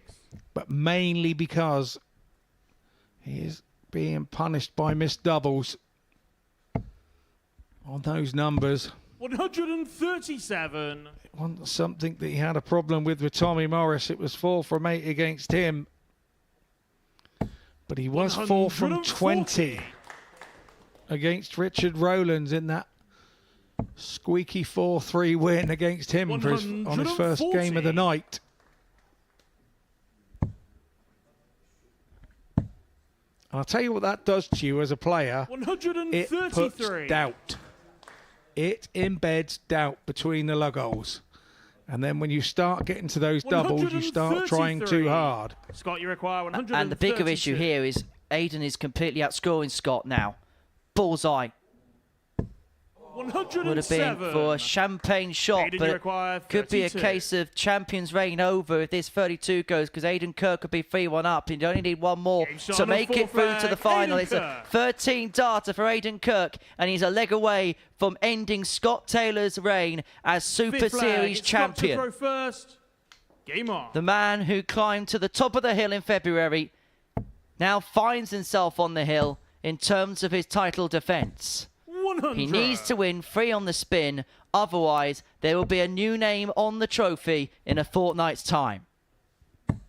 134. One could say that Captain Kirk is doing his best to beam Scotty up. 85. Slip with the last. Opportunity now presents itself. 72.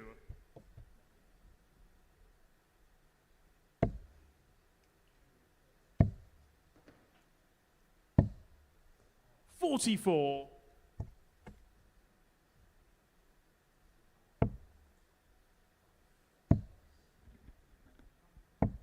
57.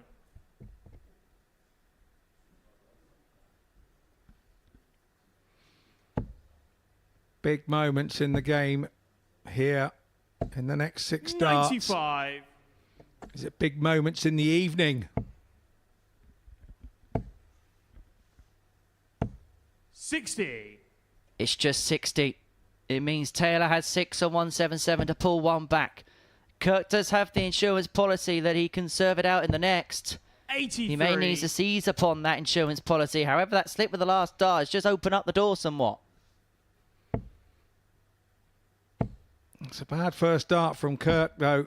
41. And an even Scotty worse required last. 94. Blocked his target.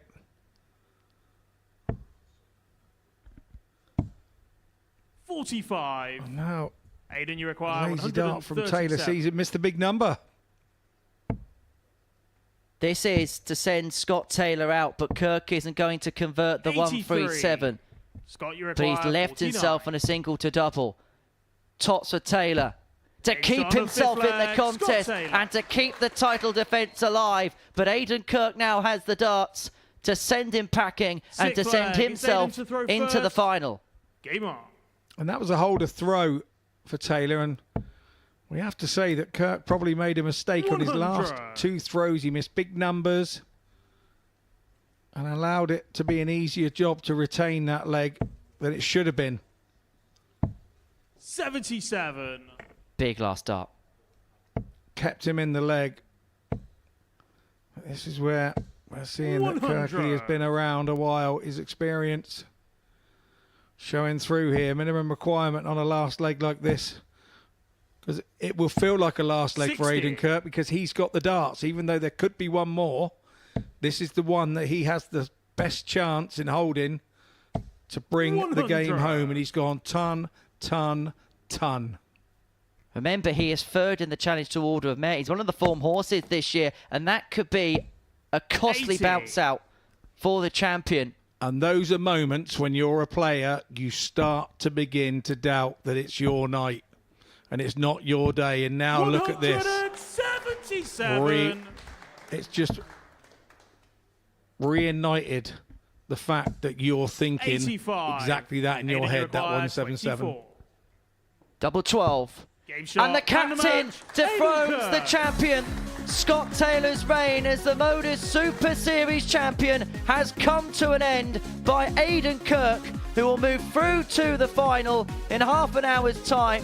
Scott Taylor climbed to the top of the hill here in the live lounge on the 17th of February, but his time as the winner is over. He has been a great champion here at the Super Series, and he can look back upon those achievements very fondly. But one thing we do know now is that Super Series 7 is going to have a new name on the trophy. Aiden Kirk gets the better of Scott Taylor by 4 legs to 2. Coming up after the break, Andy Davidson takes on Tommy Morris.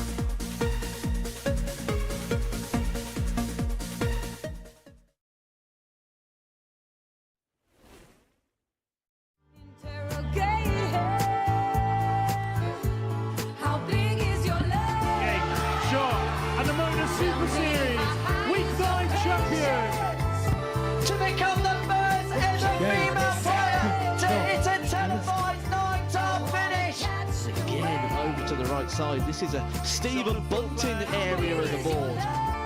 Fantastic dart from Fallon Sherrock. Fantastic finish from Fallon Sherrock. Generational talent. Playing at the peak of her powers. 16. This is looking good, isn't it?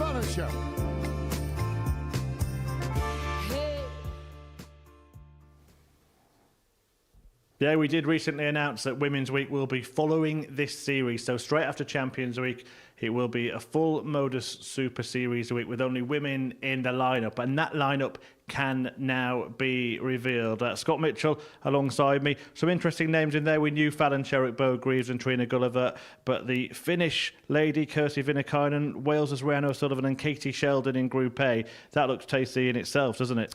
Yeah, it does. You know, I'm so pleased to see Katie Sheldon involved. I met her as a youth player on coming back from a Dutch Open on the train with another fella called Keane Barry. I don't know whatever happened to him, but yeah, great to see that we're getting young ladies into this, and what a Group A that looks as well. Yeah, Dita Hedman, Natalie Gilbert, Laura Turner all in Group C. The two Lorraines, Hyde and Winstanley in Group B with Vicky Proom as well. Look, there were a few players that were invited that for various reasons couldn't come. For example, Mikuru Suzuki from Japan. Lisa Ashton was already occupied that week. But we have plans to do more Women's Weeks in the future and we'll welcome any lady player. But on the face of it, Bo Greaves is going to be the one to beat because she's already won a normal week here.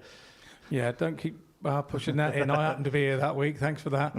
Yeah, no, I think it's great for the ladies. You know, there's lots of talk going on about ladies darts at the minute, and to have something like the Super Series and the ladies having their own week, what a positive outlook for them. And long may that continue, because the girls are campaigning to get ladies darts to the fore, and we want to see more of it. And how brilliant of the Super Series to include a ladies week.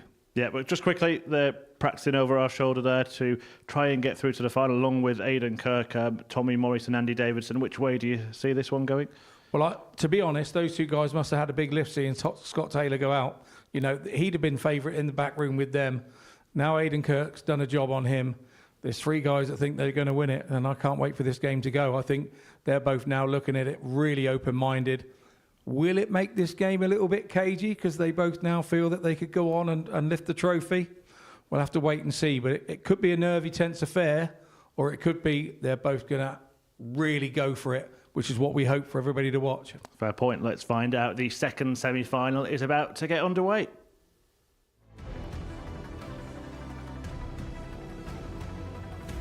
For a place in the semi-finals, and the Super Scott will head through to the final four.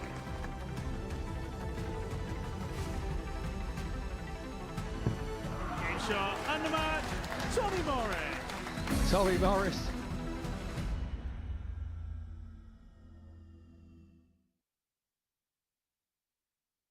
Yeah, the second semi-final features a Scotsman, Andy Davidson, and the gun, Tommy Morris, both rapid-fire players. This one will be over in no time at all. That's even if it goes 4-3. Davidson's been a real find here at the Super Series. The Scotsman, an ADC qualifier. He's made a massive impact on this event and could be just a couple of wins away from what would surely be his biggest starting day. The same goes for Tommy Morris, who has been determined, tenacious in his attempts to get to a final and win a week here at the Super Series. And this is as big a chance as they will get. Scott Mitchell has returned to the comms box. Henry Deacon is alongside him.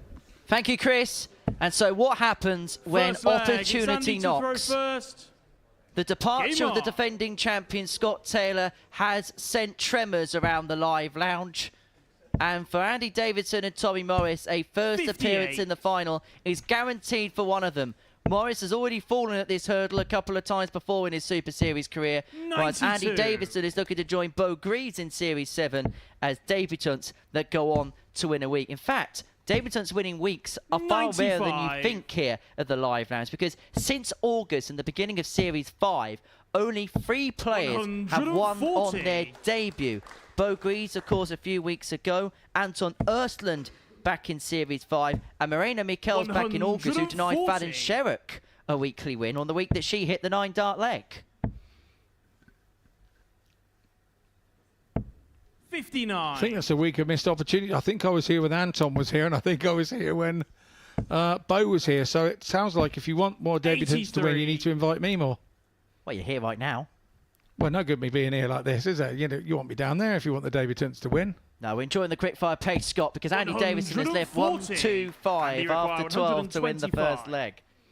Yeah, Morris not too shabby, leaving 70 either. 105. Tommy and requires you feel 70. these chances have to go. 8 for the break. 2 4s. Tommy's had the only ton plus finish tonight, but other than that, he's had issues on the outer ring, but there's no problem there. 15 dart break for Tommy Morris. He leads 1-0.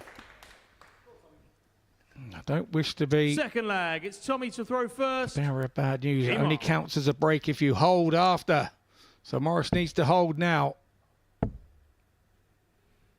You'd only be human, wouldn't you, in this scenario, Scott? You weren't thinking about the fact that Taylor's departed and having never won a week before, that the opportunity knocks and presents itself. Absolutely, and Davidson has turned the throw round already. I want to see Tommy up his pace here. When he takes the pace off, he doesn't quite throw as hard. He's much more accurate when he's a little bit rapid.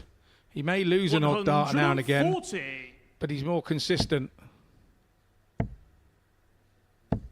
85.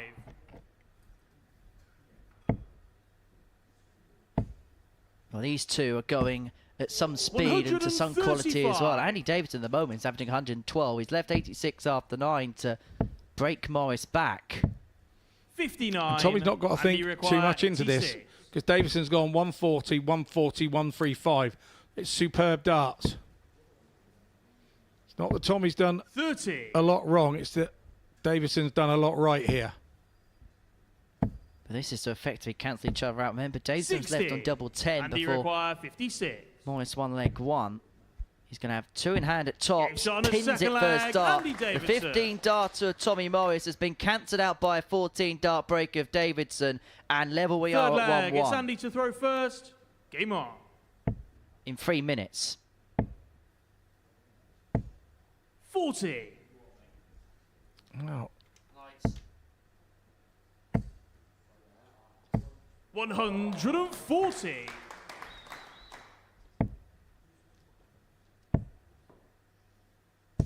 $96.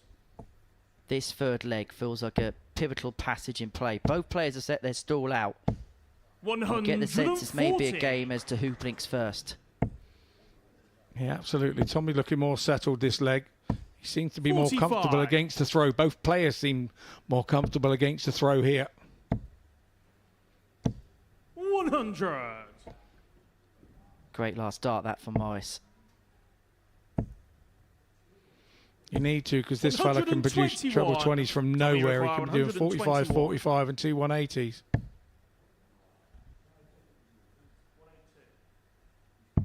$105. He's himself on double 8 after 12. This has been a high quality contest. Actually getting better in numerics of 1 if Morris can pin this first time of asking, but it's going to be under 16. maximum pressure. Double 4. What a contest this is becoming. Morris gets a hat-trick of breaks in this encounter. Every single leg has been won in the 5th visit of it. The 15 in leg 1 has been followed up by a pair of 14s. Morris is halfway towards his first final. 99.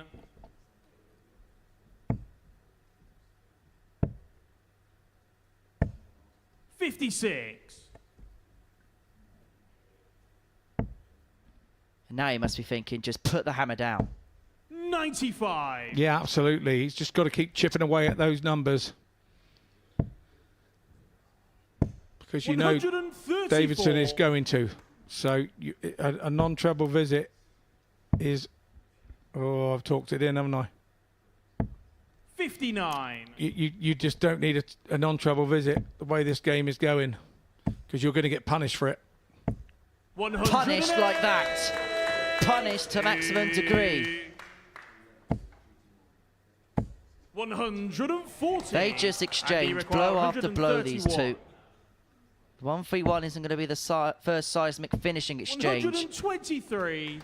Tommy requires But Morris is going to have to 108. take out this 108. you feel. He could do. He's got a dart in his hand. A double 18 for the Shanghai on 18s. And you require 8. And Davidson makes no mistake. It's a 13 darter to bring it back to 2-2. Each of the first 4 legs have been won against throw. They've all been won in the fifth visits of legs. And that the best of the match, a 13 darter. And that double 4 has taken some punishment. 100. Morris has hit it twice. Davidson has hit it once. Well, Scott, 60. What a game we've got. The average is 102.8 for Davidson. It's just dipped below the 92 mark now for Tommy Morris. 100. All 4 legs have gone against throw as well. 60. It feels like the antithesis of what we usually say, where the first player to break will hold all the cards. It almost feels like the first player 85. to hold throw will hold all the cards in this game. It does feel like that. It really does. 140. Davidson's got an opportunity here, and he is taking it. 135. Slip for the last means it's only 81 after 12. I say only 81 after 12. That's the standard in this game. 60. It very much and you is. require 81.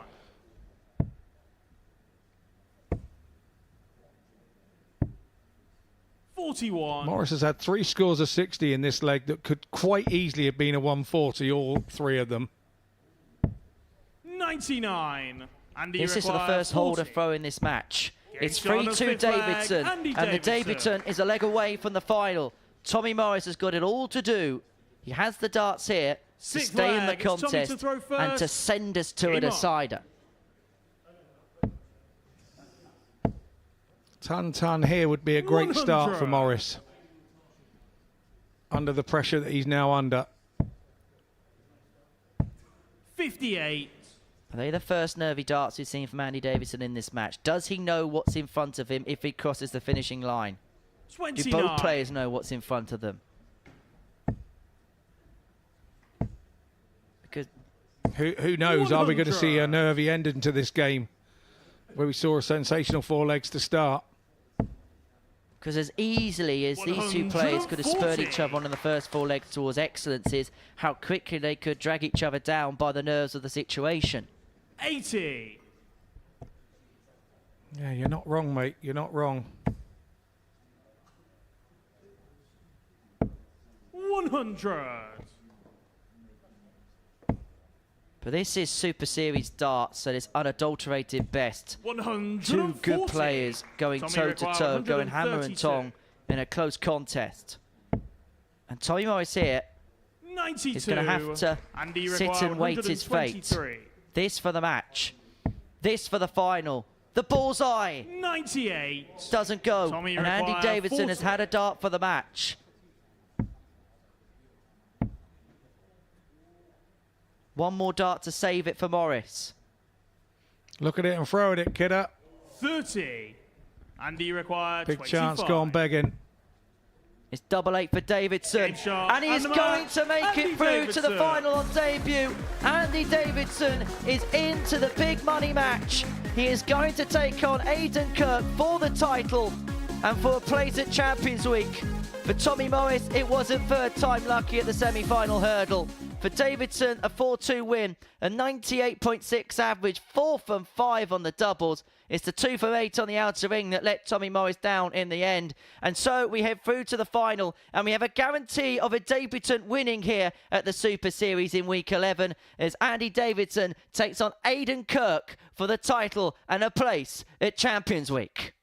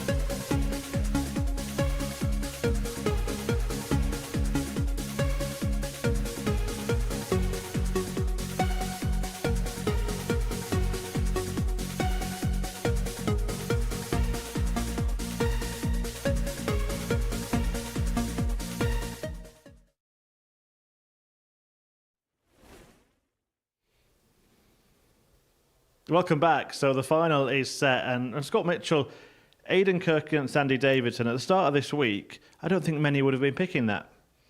No, absolutely not. Even though Andy Davidson topped Group A on Monday, we didn't see that coming, him making the final, and that's no disrespect. But we said as the week's gone on, everybody's going to know who he is, and they know who he is now. And I think we're looking for a really good final. Aiden Kirk is probably now thinking, don't mess this up. You've done the hard work knocking out Taylor. Is he going to be a little bit apprehensive come this final? I don't think he will be. I think he'll be steady, but he's going to have to watch the scoring power of Davidson. Yeah, it looked like Scott Taylor was building momentum. You can see here from the order of play for this evening that Scott Taylor was really on the charge. He's got a 4-0 win against Tommy Morris following that win against Rowlands, but then Aiden Kirk just managed to sneak through, didn't he? Kind of under the radar. That's after losing his first match 4-1. Yeah, but that's the momentum to have the other way. That's the best way to have it. Not start the evening really well and like tail off. It makes it very difficult to make the final that way. And I know I did it a few weeks ago. So it's one of those. He's doing it the right way round. He's getting better and better as the round's gone on. Was the semi-final his final? That's my only fear for Aiden Kirk. But I think he's been around long enough to know that he's got that one in the bag. That's history now. It's all about creating more history in the future. What about that 4-1 defeat then? Because it was against Andy Davidson, the man who's going to face in the final. Can that have an impact here?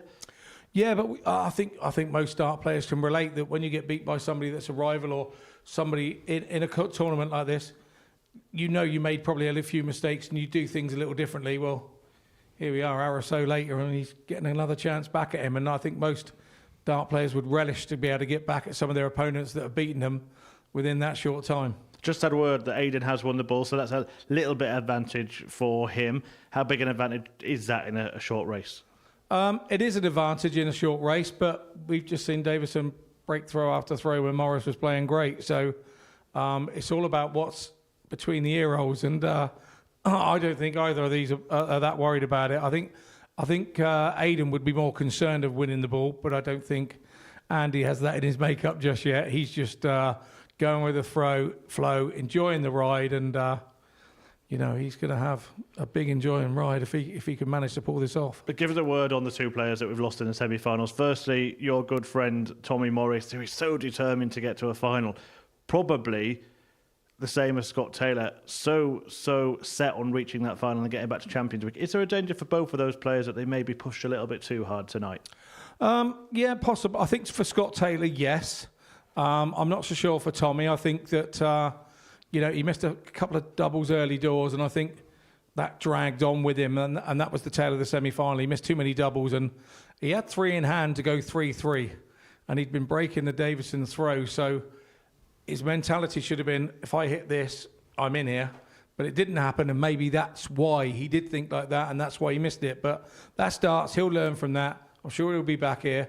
But I'm intrigued to see what now happens with this final, because it really is an experienced head, although he hasn't been around for a while, against somebody that's just naturally raw talent. Yeah, we'll come on to that in a moment, but let's break away for a second and talk about next week, because it is the final week of qualification for Champions Week, week 12, and there are some really interesting names, a real European feel actually to Group A. That's a Eurovision in itself, isn't it? Rusty Jake Rodriguez, Ron Meulenkamp, Dennis van der Ende and Johan Brewer, all from the ADC Europe pool. Joe Mernon coming in that group as well, a very top quality player, but that Group B really stands out, doesn't it, with Keelan Kay, Cam Crabtree and Andy Bolton? Yeah, it really does. And the guys that drop into Group B, that's going to make that an absolute stonker, isn't it? Because they're going to be up there in Group A, whoever goes into Group B. And it just looks a really good week. And I know Rusty Jake has come in sort of last minute for Boris, and that's a shame for Boris, but it's a really good group, and it hasn't weakened it in any way, shape or form. Yeah, they'll be looking to fill the final place at Champions Week, but the penultimate place is going to be filled tonight.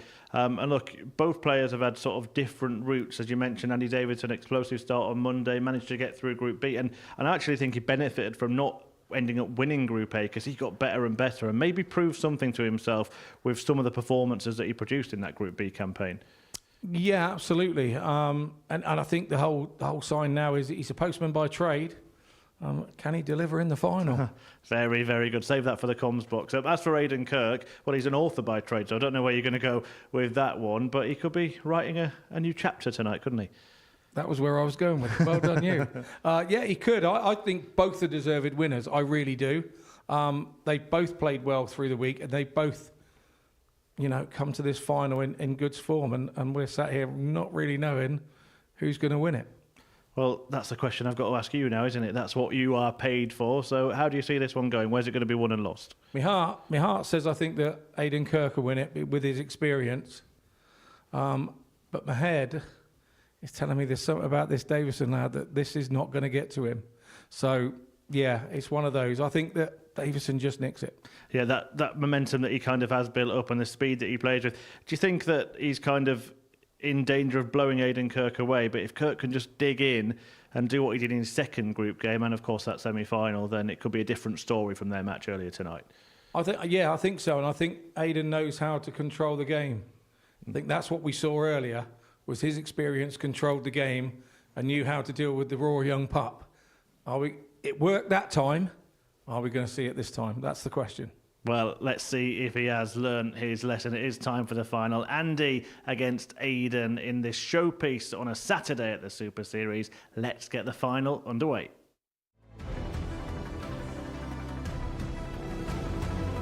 Double 12. And the captain dethrones the champion.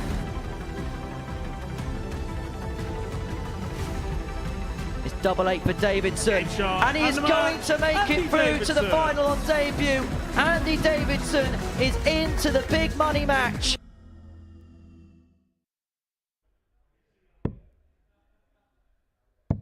Yeah, the final ready to get underway. Andy Davidson against the captain, Aiden Kirk. But will he be the king here at the Super Series? That trophy and that slot at Champions Week, so important. The defending champion conquered by Kirk in the semi-finals. And now here he is looking to book his place in Champions Week at the first attempt. And the same goes as well for Andy Davidson. A diamond has been unearthed here at the Super Series. Full credit to the amateur dart circuit for the qualifiers that they put on, and this could be a star in the making. The starring acts are on the stage and in the commentary box. Scott Mitchell alongside Henry Deacon.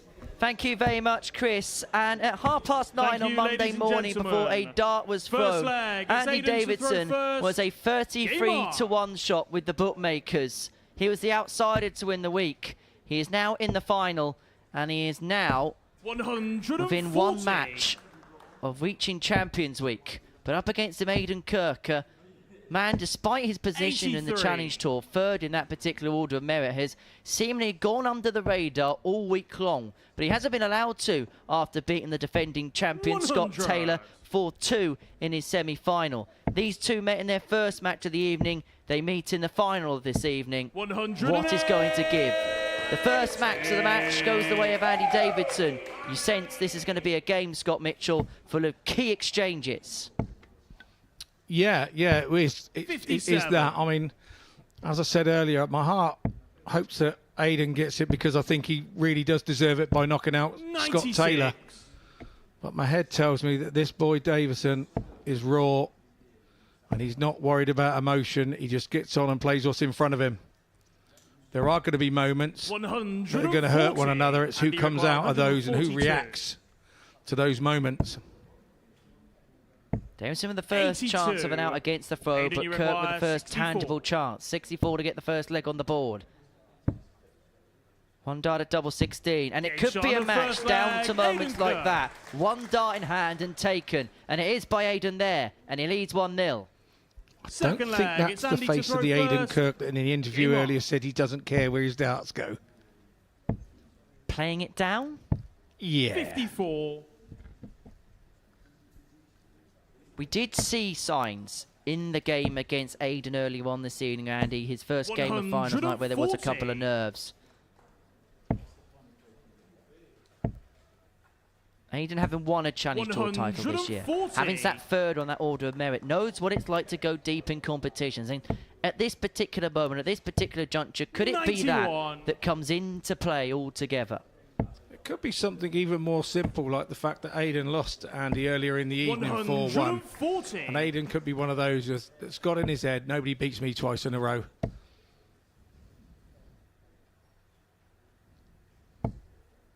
$55. And he's going to have 6 to 167 to square this contest up. He's going to need the full quota. The one thing we've seen from him tonight that we haven't seen for the rest of the week are the strays and the fives, but he has recovered the situation with dart 3 to leave himself on a 2-darter. 59.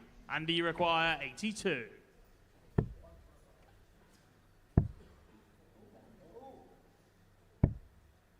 $66. Aiden, you require 156. He hopes that slip in the double 17 is proved irrelevant. It is going to prove irrelevant. He comes back for free in hand at double 8. 78. Is that as closest to a mistake as we've seen from Andy Davidson this week? Game shot on a second leg. Makes up for it to level this contest up at 1 apiece. It's lovely if you could make a mistake and then sort it out next throw. Have the chance to sort it out next throw. Lovely stuff there from Davidson. Well, both players following that nervy and scrappy opening match have really improved from there. In terms of the numbers for the evening, Aiden Kirk across his 3 matches, 83.22 average, 9 from 32 on the double attempts. That equates to 28.13%. Andy Davidson, 88.72 average, but maybe the big difference between the pair as far as this evening is concerned is chance conversion. Davidson on the doubles, 12 out of 29. That equates to 41.38%. 97. In terms of scoring power, these two are kind of at an even kilt. It could be down to that. It could be the chance conversions that determine the outcome of this match.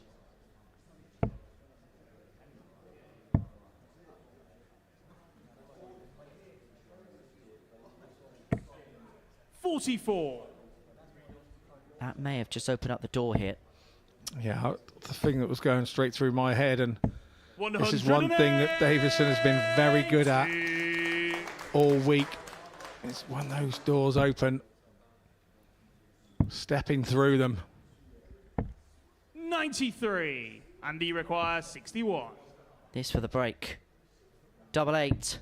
For the break, a 14-darter, and it is 2-1 to Andy Davidson, and he is halfway there. That is what the pair are playing for. It's Andy to throw that first. Is what could well be in Andy Davidson's hands in a few moments' time. He never dreamt of this scenario. He said 60. he was taking it game by game. But you wouldn't be human if you weren't dreaming about it now. 96.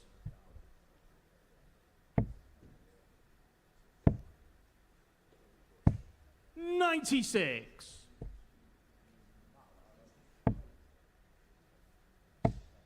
Aiden needing to draw in on his vast experience. That's the one thing he has in this favour in this final.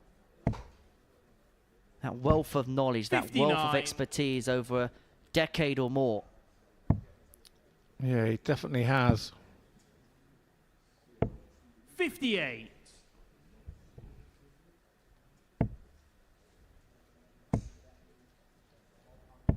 97. Kirk's got 6 here from 207 to break back to level this contest up at 2 apiece. 97. Yeah, massive.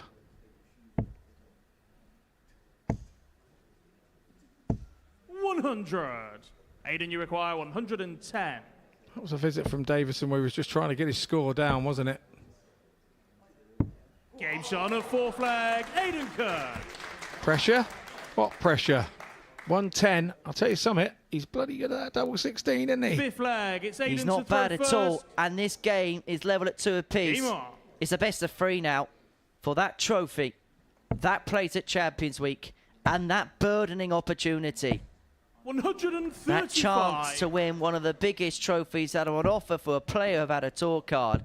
The opportunity to win £25,000. To win more than that, you have to win a world championship of some description in the amateur system. 134. And Kirk may well be putting the push when it's mattered the most. 135. That's a great discovery. A great discovery and 100. recovery from Davidson. Needs to find something sizable here. He's not going to. And so Kirk is going to have time. He's going to have Aiden, space for the 132. 132. Which is why he didn't have to attack the bullseye. How he'd love a ton right now. 60. This is hit and hope territory. 100. It's not with this fella, Aiden, though. requires That Davidson 72. doesn't hit and hope. He just hits. Tots are free too. 52. And you require 146. Tried to go through the gap at tops. 146. Oh, he was going to leave 89. Aiden, you require 20. a double 13, but it's 20 for Kirk. You feel this is very important. Both players know that they could well find themselves on the hill. And what can he find at that double 10, Scott? Game shot on a fifth All of it, leg. Henry. Aiden Kirk. All of it. Special, special dart. And our audience in tonight appreciate that one. Sixth leg. It's Andy to throw first. Game on. So Andy Davidson now throwing to send us all the way. 58. He comes up dry, and now Aiden Kirk knows this is the opportunity where he can put the hammer down, where he can put the final in his hands. 99. Just can never write this guy off. 100. He's unshakable, he's unflappable, and he's found his third max of the match. What I liked there was Aiden Kirk had a wry smile behind. Is this to say, go on, 97. kid? You know, he really, really thinks a lot of this fella. 134. Well, he's found a fantastic leg here, but Kirk 124. strays wide, Andy and require so Davidson's going to have 129. 6 on 129. But you're saying he's going to have to take it out in the allotted quota. 74. Finds the ball with the last dart. Single to double upon his return. Will be under a certain amount of pressure. 140. Andy requires Must hit 55. territory. Tops. Double 10. Is missed by the 35. width of a wire. Aiden, you require And now 41. Aiden Kirk comes back. Double 16. Doesn't go. 25. He's missed 2 match darts. He's missed 2 championship Andy, you darts. require 20. Is it written in the stars Game shot on a for this sixth leg. Scottish star? Andy Davidson. A week which has been littered with drama, which has been littered with brilliance, is going to have one final Seventh and crescendo, final leg. one It's final Aiden to leg. throw first. And for one of these Game on. debutants, they're going to climb to the summit. How does Kirk react to that? Missed dart. This is how he reacts. 140. He's got in his head that it was his and he's given it away, and now he's going to go and try and get it back. But this little scoring machine that is Andy Davidson.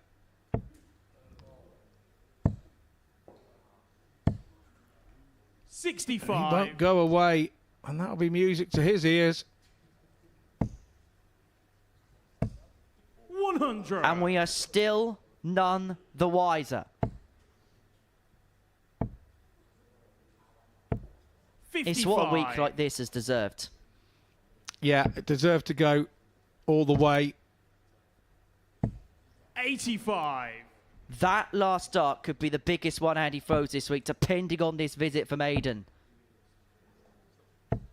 All the 30. nerves are out there now. Davidson's got 6 on 220 for the title. 100. Tom may do. Kirk doesn't want to overthink this. He needs to go and flow, flow, flow. 57. Andy He require was a 120. 33-1 outsider at the beginning of the week. But Andy Davidson is not going to get an opportunity at this 85. visit. Is he going to get an Aiden, you opportunity require at all? 154. This would be some way to seal it. It's not going to happen. And so Andy Davidson from Edinburgh in Scotland is going to step forward now 35. for the title. Double 16. Doesn't 19. go. And Aiden Kirk is going to get 2 more opportunities here to seal the title himself. He missed 2 in the previous leg. Double 10. 34. That's now 4 mismatched darts. 16. And Davidson comes back once more. Double 4. 8. Both players have missed multiple match darts. Aiden, you require I think this is showing you what it means to the players to be the champion of the week. Double 10. Up for double 5.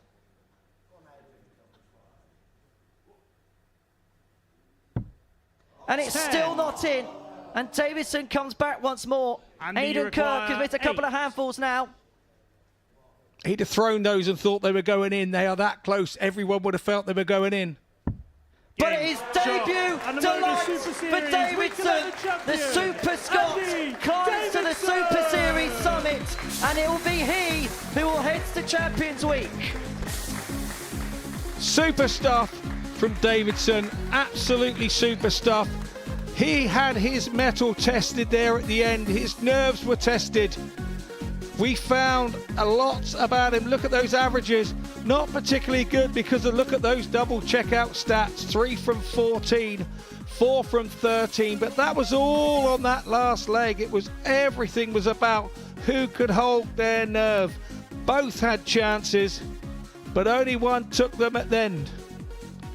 It's fantastic stuff from Aiden Kirk to be in this final by taking out Scott Taylor, but he comes up just short because of the Scotsman Andy Davidson.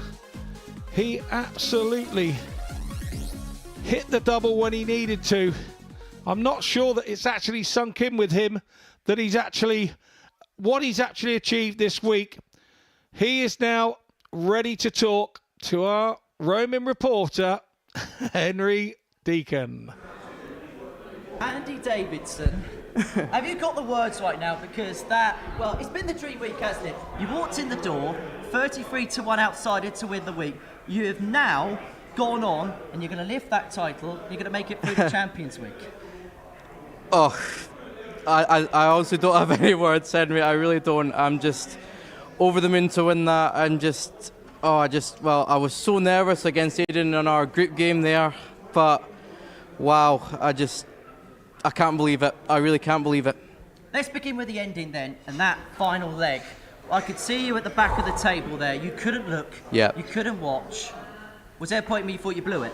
I wouldn't say I blew it, but Aiden played so well in that final that I felt I was doing okay. But yeah, I did feel I blew it, but he gave us another chance, and just that double 4 went in. My God. That double 4, is it more hope than anything else? Yes, 100%. I was the exact same in my first match with Aiden on that double 5 to win the game. That was just, it was more throwing in hope than expectation. It was just incredible. Let's talk about this week in your own words. Monday morning, you stepped through modest expectations. I remember you walked into the interview room on Monday afternoon and you said, I didn't expect any of this. No. So no way you would have expected this now, would you? No, not a chance. I felt I was playing well. As I said to you before, I felt I grew into the week, but I was almost back to square one in that first game today. I couldn't stop shaking when I was throwing, and I was fortunate to get the win because Aiden didn't quite turn up. But it was, after that, I felt, again, I played pretty solid, I felt. But, to be stood here as the Week 11 champion is just mad. What's this going to do for yourself? What kind of springboard could this be for you as a darts player? Well, I don't know. I mean, it's, you mentioned I'm back at Champions Week, which will be another experience in itself. But again, I might have to give Q School a think now. I wasn't initially going to have a go at Q School in 2025, but I think after this, I've got to rethink my goals, I think. I want to talk about your folks back home because the shipping in Dalkeith have been watching all of your progress all week. I can imagine that there's probably a bit of a party there right now, isn't it? Yeah, well, it was unfortunate enough that they couldn't make it down. Obviously, it is a bit of a long way, so I can understand that. But yeah, my God, yes, they did say that they were going to put it on in the pub for us. And yeah, it's nice that a few folk have turned up for us and supported me from back home. It's great. Best week of your darts life? Oh, without a shadow of a doubt. I said to you this morning, or even this evening, before play started, I still wasn't expecting anything, but this is just, honestly, I don't have any words. And just finally, Champions Week you're in now, do you dare to dream with a big jackpot? Do you dare to dream to mix it with the likes of Bo Greaves, the likes of Neil Duff, the likes of Andreas Harrison, and maybe it might be your name that picks up the biggest jackpot here? Well, why not? I mean, I felt I've played pretty well, certainly from Thursday through to Saturday. Yeah, I mean, don't get me wrong, it's not going to be easy, and I will have to raise my level, I feel, but why not? Bring it on. You ready to lift that trophy? Yeah, absolutely. Right, let me take that microphone out of your hands and we'll let you have your moment. Ladies and gentlemen, your Week 11 champion is Andy Davidson!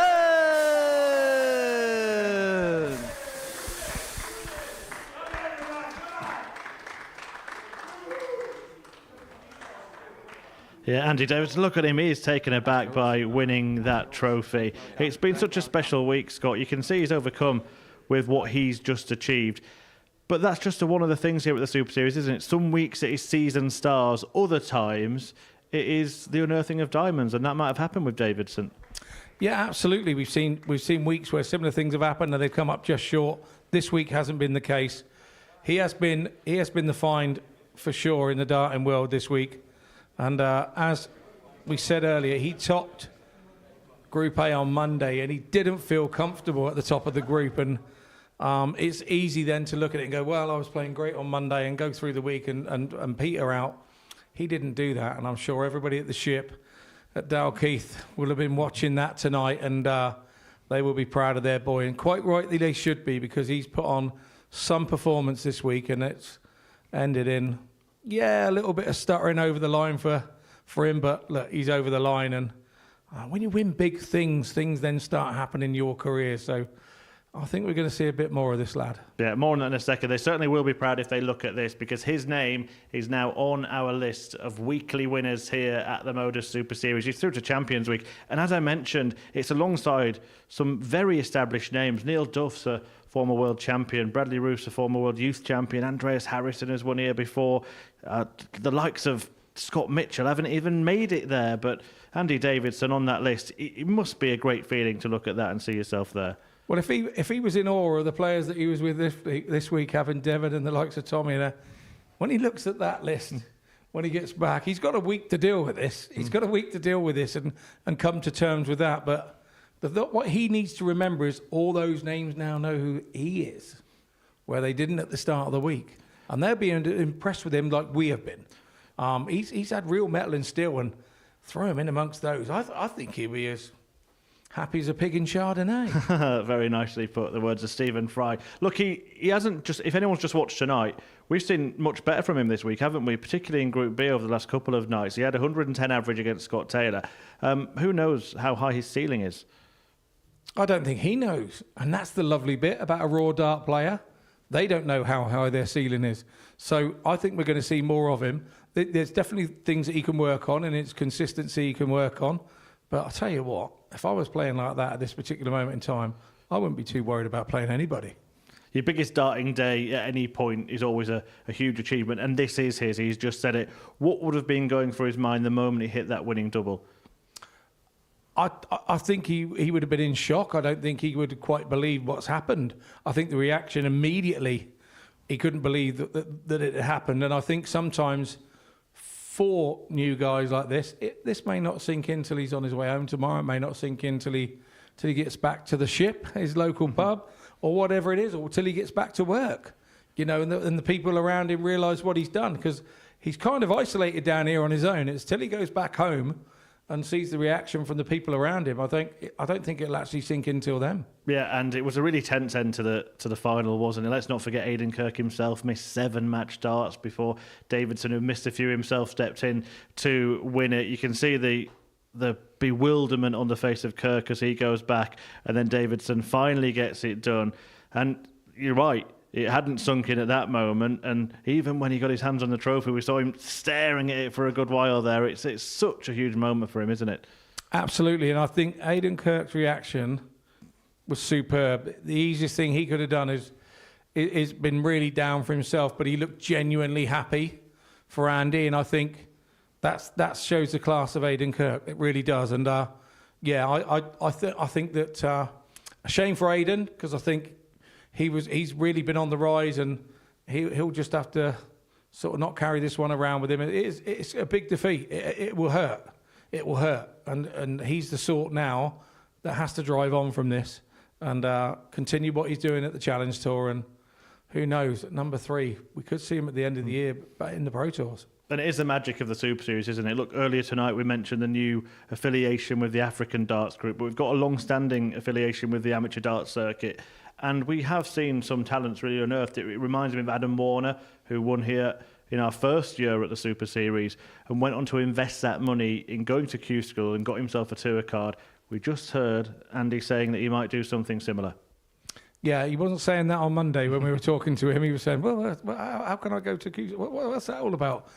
Now, he'll have belief, and there'll be people that believe in him and that want to help him go to Q School. And I, for one, would like to see him there, because I think he'd really put the cat amongst the pigeons if he keeps playing like that. Yeah, absolutely sensational. It's been good fun tonight, Scott. Thanks for your time. We're just going to have a little chat about next week as well, because it's the last week before Champions Week. You'll be back pretty soon, but next week some big names. We saw them before. Rusty Jake Rodriguez, a debutant. We've got the likes of Andy Bolton and Cam Crabtree coming in. Is there a name in your mind who you think will complete the lineup? I'm hoping it's Cam Crabtree. He's one of my England teammates, and I've got to know the young man very well. But I know that, you know, you've got the likes of Joe Mernon, very experienced. Like I say, Rusty Jake, he's not going to come here and roll over and have his tummy tickled. I think also, with the fact that it's the last week, there's a certain amount of pressure on all 12 because of that anyway. You know, I always find, and when I'm watching week 12, I think there's a certain amount of pressure, particularly the first couple of days. But yeah, I think whoever makes the lineup of that last 12 players will actually complete the Champions Week in a lovely fashion. And I think we'll have a bit of everything out of the 12 players in Champions Week now anyway. Yeah, and Scott Taylor won it last time from winning Week 12. Scott, thanks for your company tonight as always. It's been a fantastic night. The action gets back underway from 9:30 for the start of Week 12. Of course, next Saturday, the Champions Week lineup will be filled. But tonight, the defending champion, Scott Taylor, was toppled. Andy Davidson breaking through, a real star born here at the Super Series. And there will be a new king or queen at the end of Series 7. It could be him, or maybe it will come from next week.